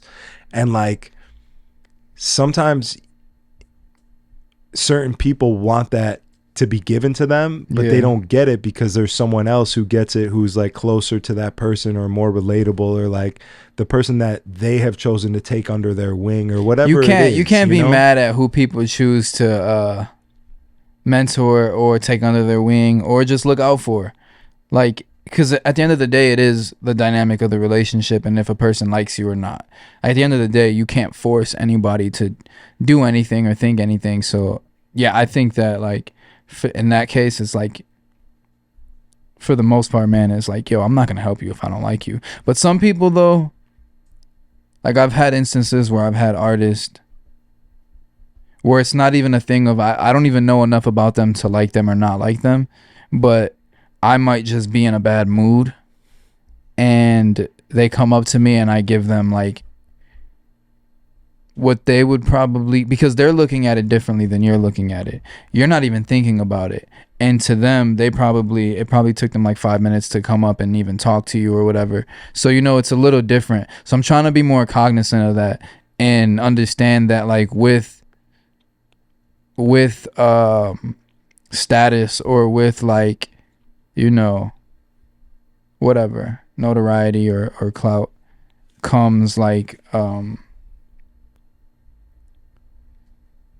I don't want to use the word responsibility, but like, I don't know, man. After I read the Rick Rubin book, I just feel like in a way we are responsible we do have a responsibility to the ethos of whatever the fuck we're doing to push it forward. And when it comes to people I don't like, I'm trying to help them still, or at least not help them. Like, so if they ask me a question, I'll give them the answer, but I'm not going to go out of my way to like make their life harder, or even if I have a tip for them, because you got to understand, like, and this is completely my situation. I don't know like the exact details of what you were talking about, but like, it's hard to gauge whether or not you like somebody, because if you're gauging it off of one interaction or a couple interactions with many things at play, many moving like parts, they could have caught you on a bad day. You could have caught them on a bad day. It could have just been a shitty situation in general.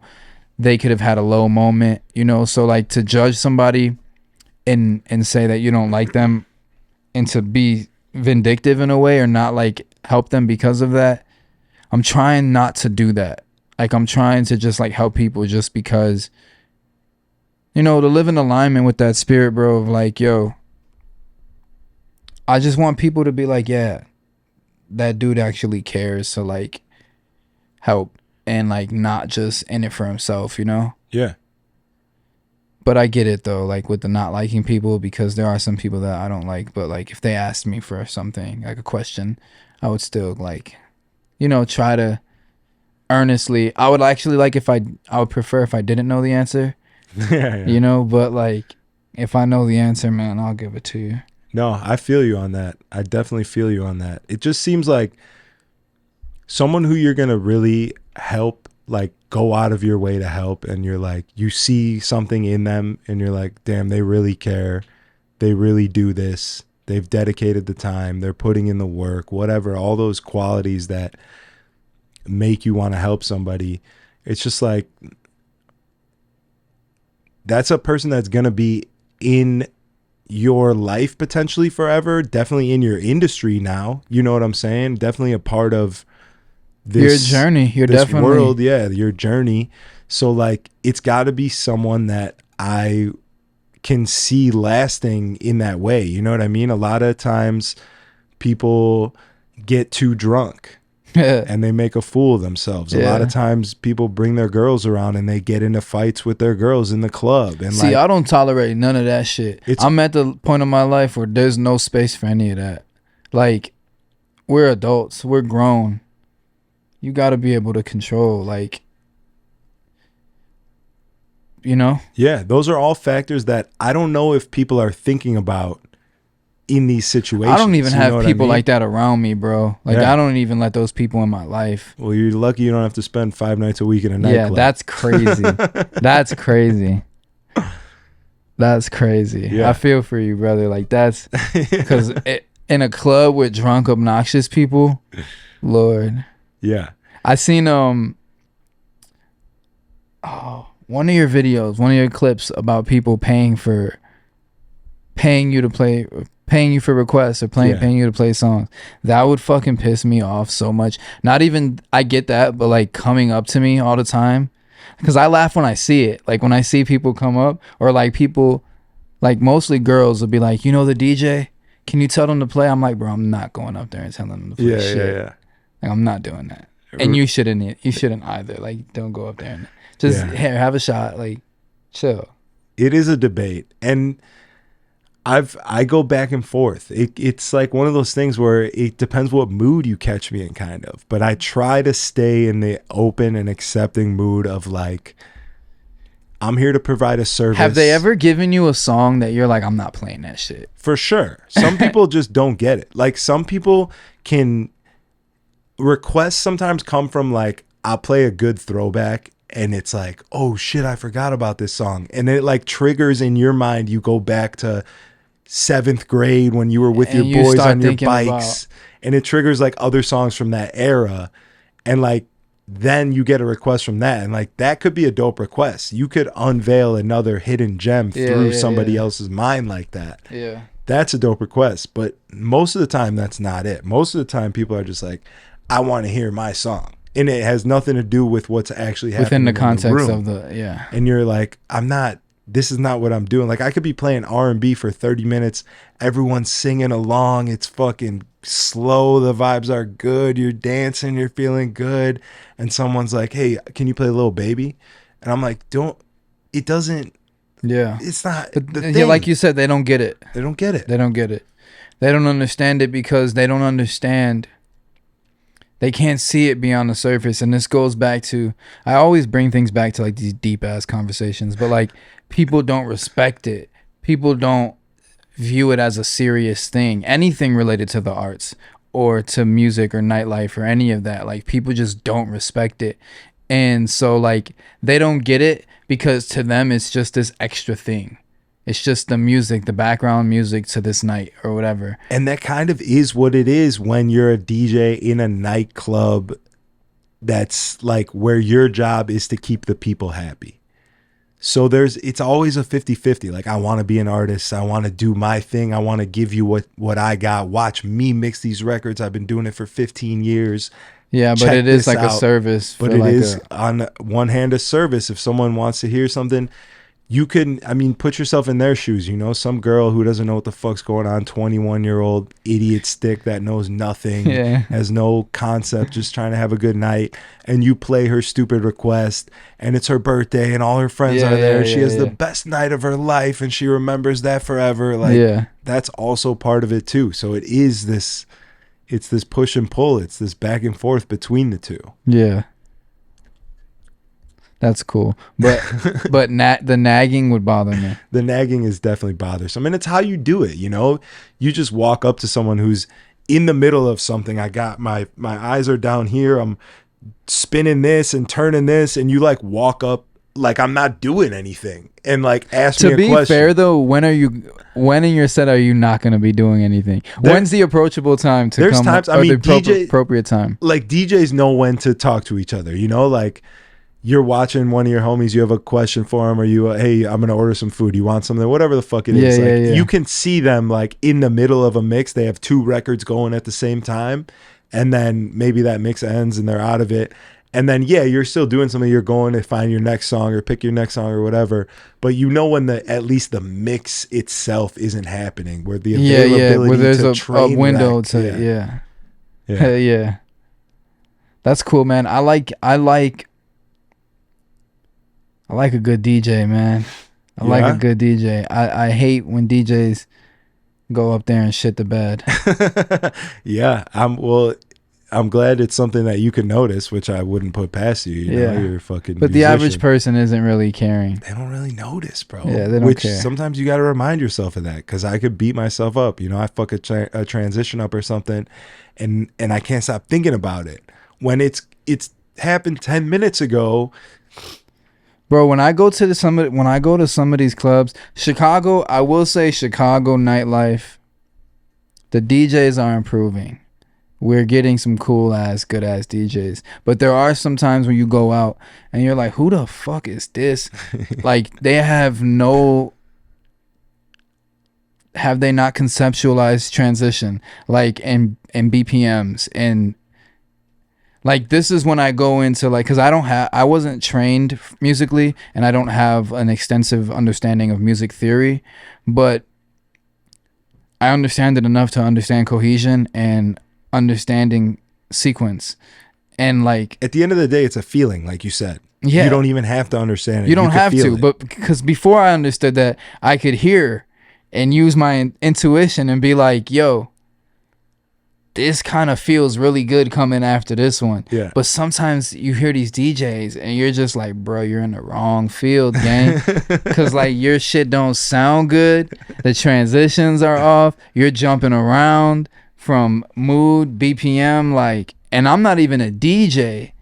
And I'm listening and I'm like, this is trash. Yeah. Sometimes, I mean, I could have a DJ conversation forever, but like, it's nothing's wrong, like you said before. Like, there's no right or wrong necessarily, because if you do something quote unquote wrong but they enjoy it, it's right. Yeah, for sure. You know what I'm saying? So like, sometimes you jump around from, you know, you might go from some emo shit to a hip hop track back to an emo shit, just because you're almost testing the waters. you're seeing what's happening. Oh, they fuck with this emo shit. I feel that. Let me see. I see, you know, these guys with the bottles back here are definitely waiting for hip hop. They ain't fucking with the emo shit.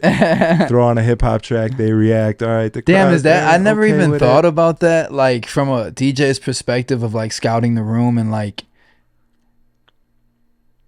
All of that just came to my mind right now about the pressure of being a DJ and like having to accommodate for so many different people at a moment's notice, random people. Have you ever showed up to a gig and you're like, yo, I got this fire ass set, and you get there and you have to completely switch it because the people are just, it's just not for them? Yeah. I mean, rarely do I walk in with a set, you know, unless it's like a show I've opened for like a bigger DJ before or something. Okay. And they play a particular style of music. So I'm like, all right, I'm going to come up with a set list that's like within the vein of what we're doing, but I'm opening. So it's this type of music or this type of feel. But like, that's what DJing is for the most part, is not having anything in mind and walking into a room. And so it's I like get improv, there early, almost. You know? Huh? So almost like improv. Like. Oh yeah, for sure. I get there early and I'm watching the crowd. I'm watching, all right, he played a hood ass drill track and they fucking loved it. All right, might have to throw some of those on, or you know, oh, they're fucking with this Katy Perry, the white girls love it. You kind of start to gauge, and then you can decide what you want to do from there and start to formulate in what directions are you going to go throughout the night, you know? It's way more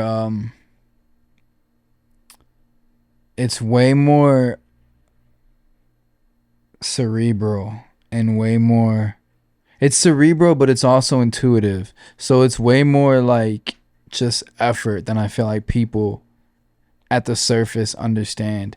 Because I also used to be like into the whole aux cord DJ shit. And then I was like, that's cool for like, if I want to have people over, somebody plug up to the aux and play music. But like, it's almost a slap in the face to DJs or to people that do that. I think if it's out of necessity, if there's no DJ around, like, play that shit off the phone, let's vibe, you know? But we almost disrespect the craft and we make it seem like it's this easy thing to do, and which is why people feel like they can just go DJ a nightclub and not know what they're doing. And I think we do that amongst all industries, not just this. This is just the one that just came to mind. But like, at what point is it hurtful? And two, does anybody like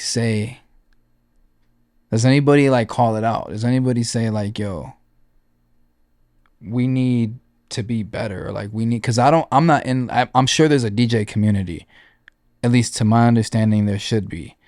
And do you guys talk about like who are the best, who's not good enough, who's new and is maybe incompetent, or like not, you know, not getting booked because they suck, or they're like, you know? For sure. Or they suck and they are getting booked a lot because they bring people. There's and that it's not too. necessarily about the craft, but it's about what this person can offer outside of the craft. Damn. There's definitely that. Yeah, for sure. There's DJ community, a lot of DJ group chats, managers getting talked about in there because they're. What do managers get from you guys? What do they get from us? Percentage, or what do we get like from how them? do they get paid? Or what do you get from them? Or I'm like, talking, when I say manager, I mean like the manager of a nightclub. Not necessarily a DJ's manager. But like if you were a DJ with a manager, see, I couldn't really tell you the difference between a booking agent and a manager, for a DJ at least. If you have both, I got to imagine you're Tiesto or Alesso or Diplo, or you know, all these guys that are traveling the world getting paid hundreds of thousands of dollars. For sure. But for a local guy to have either one makes no sense whatsoever. Yeah. You're just you're not doing enough. Learn how to do that yourself and keep all the money. Like, why would you pay someone to do any of that shit? Yeah, man. DJing, nightlife, the arts. When I think about it, I get like I get emotional in a sense, man, because like we're like the ugly stepchild in society to where, not even really though, we're the ugly stepchild in the sense where like nobody takes us serious, no one cares about us, we don't have retirement plans, we don't have like, I think we do have unions, but like I ain't in no fucking union. Like there's a lot of people that aren't, and there's like a whole formal process I think that you have to go through to get into some of that stuff. We don't have health care, we don't get like all of this regular, you know, labor benefits that people get in society. And I get emotional, man, because like the only thing that made the pandemic tolerable was entertainment, not just for me but for the entire world. And yet post pandemic we're getting back to being treated like shit, like not serious, like, oh, nobody really needs that. And it's like, yeah, you do, or you would lose your mind if, let's say, a pandemic happened. You know what I'm saying? Like, yeah. And it's just like, I don't know, man. These are the thoughts that I have, and I just go on about them for like forever down these like rabbit holes. But valid thoughts. You know, it's real shit. I mean, even I can fall victim to that myself, and I am an artist. I mean, you know, you meet someone who's like, oh yeah, I'm a rapper, and you're like, oh, we got another rapper, here we go. Yeah. Meet someone who's a DJ, all right, we got another DJ. Well, that's because the market is ridiculously oversaturated and diluted. People need to start being honest with their friends and with themselves. I think, yeah, you're right. I think there's just too many people that are trying to do it when it's probably not for them. It's not my place to say what's for them. I think they should be able to identify it and be like, hey, this isn't working. But shit, that is probably why. I would like to be that person for them. Yeah. I got to at least give them a chance to listen to their shit. I have these thoughts before I even hear it. You know what I mean? Yeah. I should be like, all right, another DJ, let me hear a mix, let me hear a song, and then, you know, then I should go from there. But I just instantly, I don't know, it's just where you jump to. Yeah. Cuz it's become so easy to do these days. You know, back it's in the day, it's so easy to pass, to be under the guise of it and like to make it seem like you're doing it. But yes. Like anybody could go buy the fucking equipment and say, I'm a DJ, and then get a gig, and now you're technically a DJ, but you're trash though, and you probably shouldn't be. And not to like discourage, not to say that you shouldn't be. They might be trash. One of my first gigs, I fucking just emailed a bunch of places. I searched up bars in Wrigleyville and just emailed every fucking place I can get an email address to. And I was like, hey, I want a DJ here. I want a DJ here. This one spot was like, all right, cool. Come in on Saturday and like you could DJ. And I start playing, and I'm playing like Missy Elliott and just, you know, classic hip hop hits, dance shit. And they were like, yo, what are you doing? Oh, shit. They were like, what are you doing? I'm like, DJing. They're like, do you have any idea what we do here? Like, it's all rock music. We don't play anything but rock here. And I was That's like, a cool place. Where's that place at? It's somewhere on Clark. I'm sure it's not there anymore after Wrigley's been renovated. But oh yeah, for sure. They basically kicked me off, and I was like, oh fuck, I felt like an idiot, you know? Like, I don't know what I'm doing, but it's inexperience, like, and like it's a start. So you got, you know, I don't know. It's always a balance. It goes back to everything like a balance, you know. You gotta be an asshole sometimes you don't gotta be. I don't know. I do think that marketplace is oversaturated though. I think there's too many people that are just dabbling in it on some hobby shit, that are posing as serious musicians or serious artists or whatever. It's only posing until it's not. You know what I mean? Like, true. Isn't that's what's crazy too? Like, even with society is it could be 100% satire. It could be a joke and it work, and now it's a real thing. Now it's real. Which is crazy, but that's what we live in. Like, oh man, I just wish it was just like the dopest things are like what goes to the top. Like, I wish it was that easy and that simple. It's not. It's impossible, I think.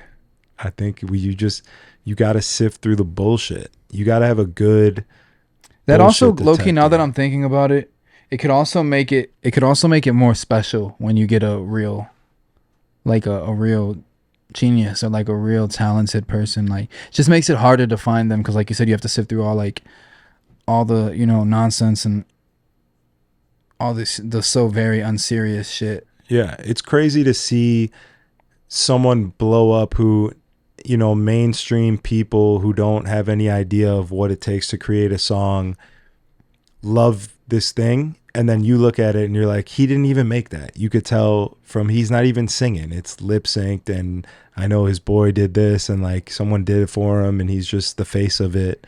But it like, because a lot of it, bro, at the end of the day, we're in the entertainment business, which sucks because that's the compromising thing. That's the factor that allows it to get commercialized and get exploited and get, because I read this quote by, I think, Andy Warhol, where it's like, you can't have art without commerce. I think it was him. Might have been somebody else. I know he said like public life is art, but I think he also said the commerce one. But if he didn't, that's neither here nor there. The point is that you can't have art without commerce, and they come together, which sucks because then it opens the door for like the shit that we're talking about, where it's like gimmicks and bullshit can creep in.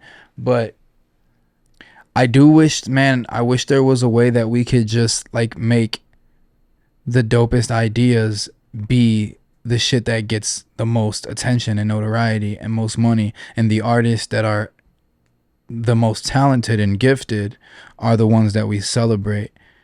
But again, I go back to the human thing. I think people are significantly dumb. Like, I think that we are dumb and we need dumbed down, simplified. We're very unsophisticated people, Americans specifically. So like anything that goes even a little bit further beyond our grasp mentally, we don't want it. We want something that's easily digestible. We want everything microwave. And that makes it easy for a joke to have a career, or for a joke to turn into a career. And if you end up becoming a real musician, I'm not mad at you. I just hope that you end up taking it serious. Like, you look at somebody like Doja Cat, who blew up off a meme, the I'm a cow stuff. You remember that? Yeah, bitch, yeah. I'm a cow. I go moo. And then she turned into a really dope artist. So some people, that's a part of their strategy, where it's just to get a moment, to have a moment of attention, and then they capitalize on it. But a lot of people, that's not their strategy. Yeah. You know what I'm saying? Like, that's not, but yeah, I don't know, man. Now I'm getting judgmental when I'm trying to let everybody just live their life and be themselves. Which is the best way to do it, for sure. And we're talking about all these things, and I don't know that, I know for sure that I don't have an answer, or I'm not even looking to find an answer, but it is nice to just talk about and get off of my chest, because these are the things that bounce around in my head all the time, and it's therapeutic to just have a conversation with somebody about it and hear what they have to say and go back and forth and let it out. Hell yeah. Question. See, you got the Bulls hat on. Yeah. Are you a Bears fan? I'm not a big sports guy at all. Damn. Like, I have no skin in the game whatsoever. I just like the Chicago shit, I could rock with it, man. Yeah. Always on some pro Chicago shit. Yeah. But it's an exciting time to be a Bears fan, man. Well, fill me in. What's going on? We got a new draft pick or something? What's happening? Yeah, we got the number 1 overall draft pick, Caleb Williams. He's a beast.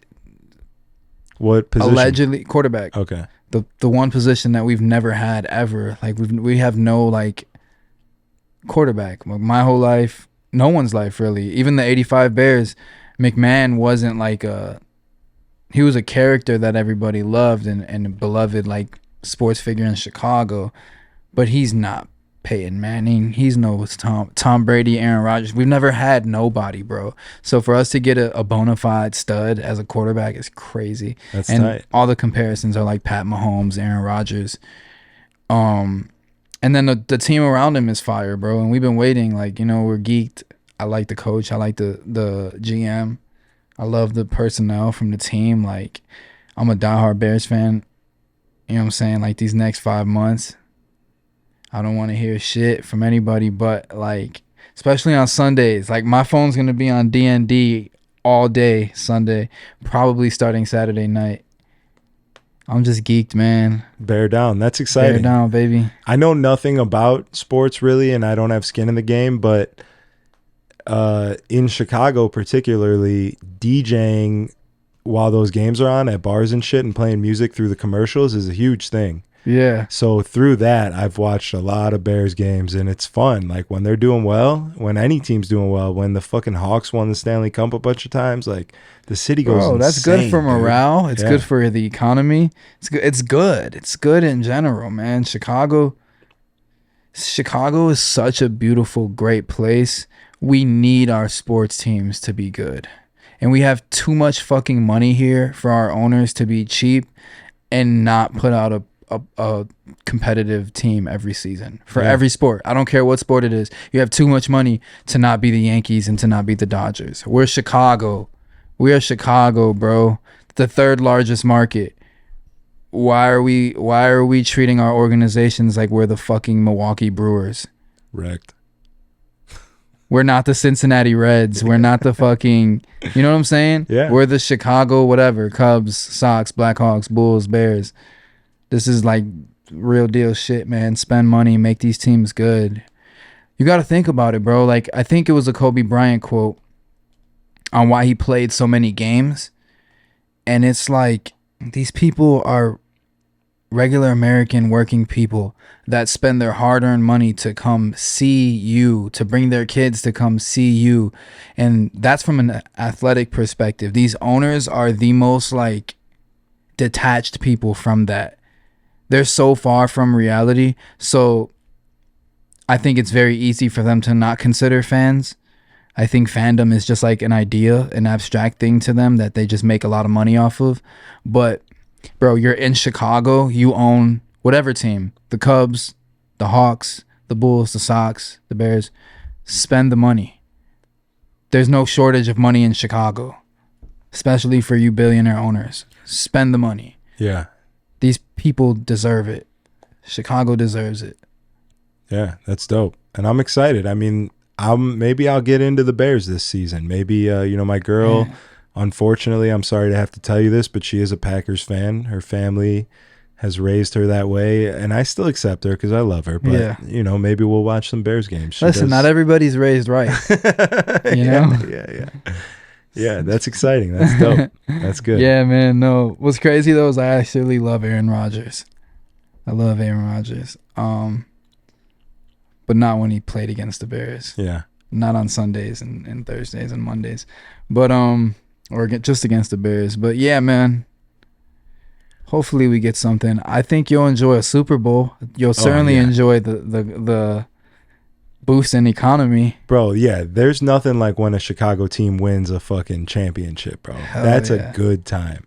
Because we're fighting so often. We're all fucking at each other's throats so often. This is a celebration where everybody comes together and they're like, fuck it's the only genuine thing that can unite people. Like, if the Bears won the Super Bowl, bro, nothing, and it was like when the Cubs won. Anything that's trivial or like it just goes out the window. We're here to celebrate this team. Like politics, none of this shit matters. Classism, racism, nothing matters. It's like we're here to celebrate this fucking special moment, and I love that. And that's what I love about sports. Not only does it unify people, but I think it from a like purely involvement perspective, I think it's good for people. Like, I think sports is good to teach people how to work within the environment or within the context of a team, a structured organization. Like, bruh, I think every kid should play sports, not with the intent of being Michael Jordan, but like, I think it just builds good character, and I think it's good for like building that framework. Yeah, routine, discipline, all of that shit. Hell yeah, bro. Shit.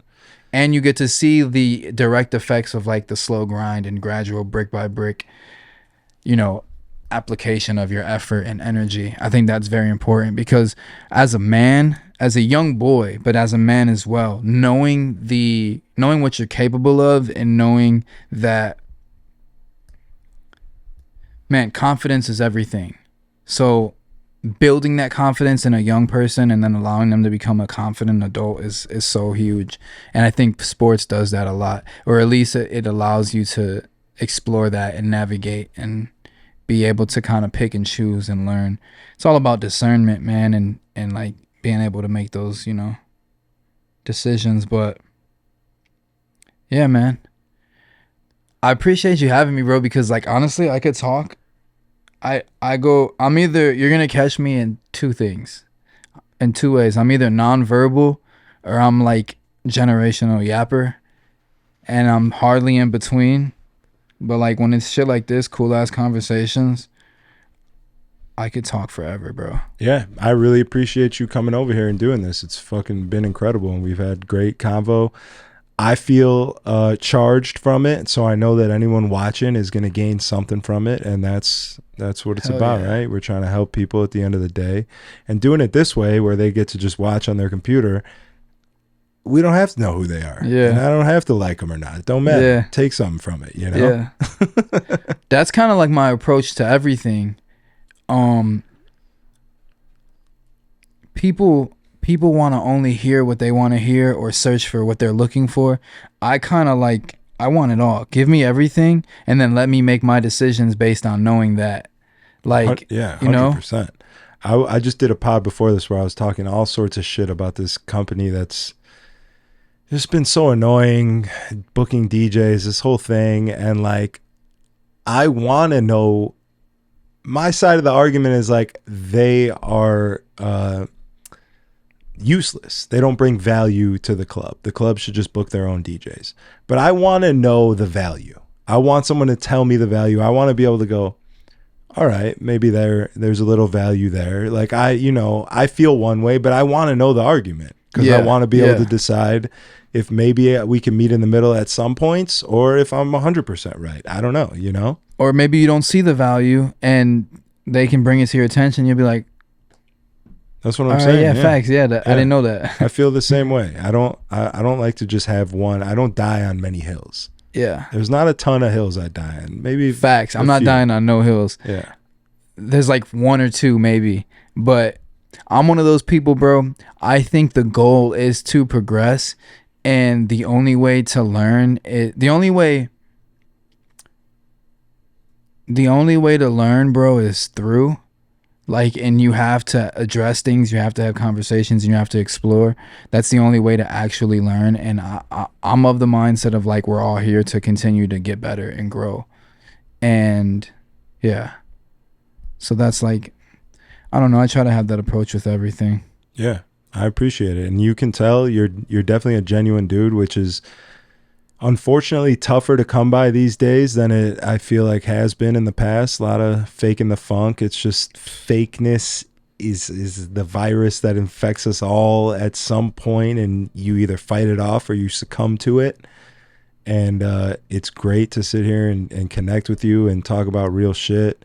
And I'm excited. I feel like, you know, we haven't seen each other in years, but I feel like we're closer now, and we'll probably be seeing each other. Yeah, man, more. have me back on. I'm down to definitely come back on and chop it up. I'm excited to see where this goes for you. Like, you know what I'm saying? Like, I don't know what your plan is or what your strategy is, no pun intended, but I'm excited for it, man. I like it. I like what you're doing. I think it's dope.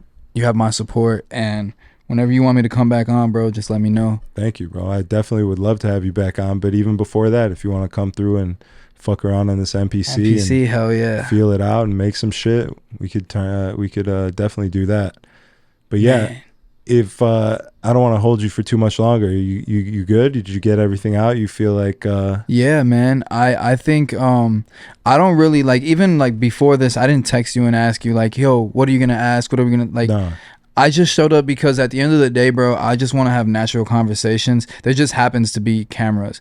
That's a good thing and a bad thing, because sometimes you can't undo shit, you know what I'm saying? But I feel like, going back to the point that I was just making with the, you know, I think you're allowed to change your opinion. I think you're allowed to grow, provided new information. I think you're allowed to kind of change your mind and have a change of heart.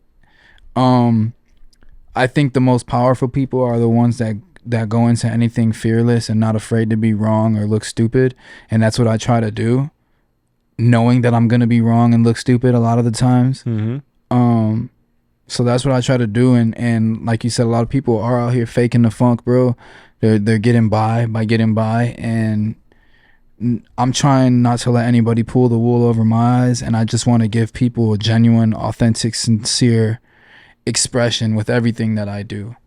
And I consider this an expression in a way. It's not painting, it's not making music, but I am, speaking about things that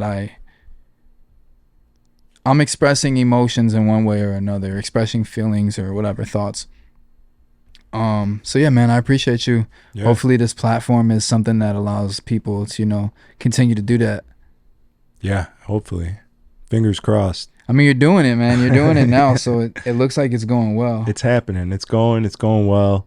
And definitely check out Logan's music if you're not up on it. Spotify, Apple, anywhere you can get music, YouTube, right? All that shit. Yep, Spotify, Apple, YouTube. It's all 8matic Logan, same as my Instagram handle. So 8matic Logan. Diamond Cut will throw that in the beginning of the episode. We can maybe pop it up here too if you want. But sick. Yeah, we'll put a link to like the Spotify and the video and all that.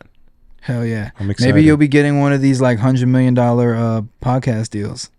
Fuck, that'd be great. I'll take a $1 million deal. No, honestly, I want 20,000 fans. That's what I was going to say. You might end up making enough money independently where you don't need to do a deal. That's all I want, bro. A little Patreon, support the Patreon. You like the pod, go to the Patreon. It's $5 a month. Cheaper than a cup of coffee. You get 4 extra episodes every single month. Every week there's a bonus episode. Like that's the best business model is people support what you do because they like it, and through that support they get more of what they like. You know what I'm saying? That's literally, I could echo that 1 billion times. That's why I just did that free concert, because I'm like, yo, I don't want people to come because they feel like they paid out of an obligation to me. Like, I want people to come because they want to come, and I want you to stay because you like what you came to see. Mm-hmm. And any way that people can directly support you as an artist is the right way. Yeah. So like, I think that's a dope ass model. I think that we're all, as independent creators, we're all one moment away from our lives changing. So if you always think about it that way and just keep your head down and grind, bro, you increase the odds of that moment happening. And you never know when it's going to happen or plan for it. So like, you could eventually even get to a point where you're bringing in 10, 15, 20,000 a month off of streaming without a viral moment, just off of the groundwork. Mm-hmm. And that's beautiful too. So there's many ways you could take it, bro. Same thing with me with my music. I'm excited that we can do this type of shit. This is cool. Yeah, it's dope. And thank you again for coming out here, doing it.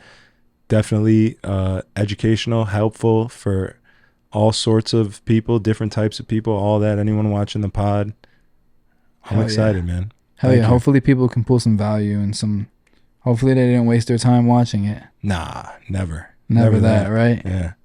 Thank you guys for watching. If you're on YouTube, help the kid out. Like the video, drop a comment, subscribe to the channel. Little algorithm activating activity, never hurt nobody. Definitely check out Logan's music. 8matic Logan, the God. Yes, sir. I'm excited, bro. You got to come back here and fuck around on this MPC. I want to even just watch you. I want to watch you work.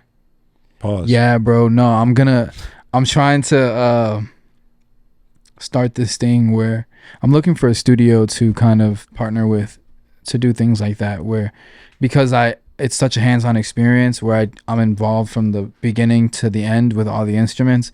I do kind of want to have studio sessions where I invite people to come in and like kind of watch it, or at least record it, live stream it. Yeah, type shit, So I'm thinking of some like angle for that, but yeah, certainly, bro. And I definitely want to come rock with this. Yeah, hell yeah. We'll see y'all next time. Enjoy. Peace. Well, alright.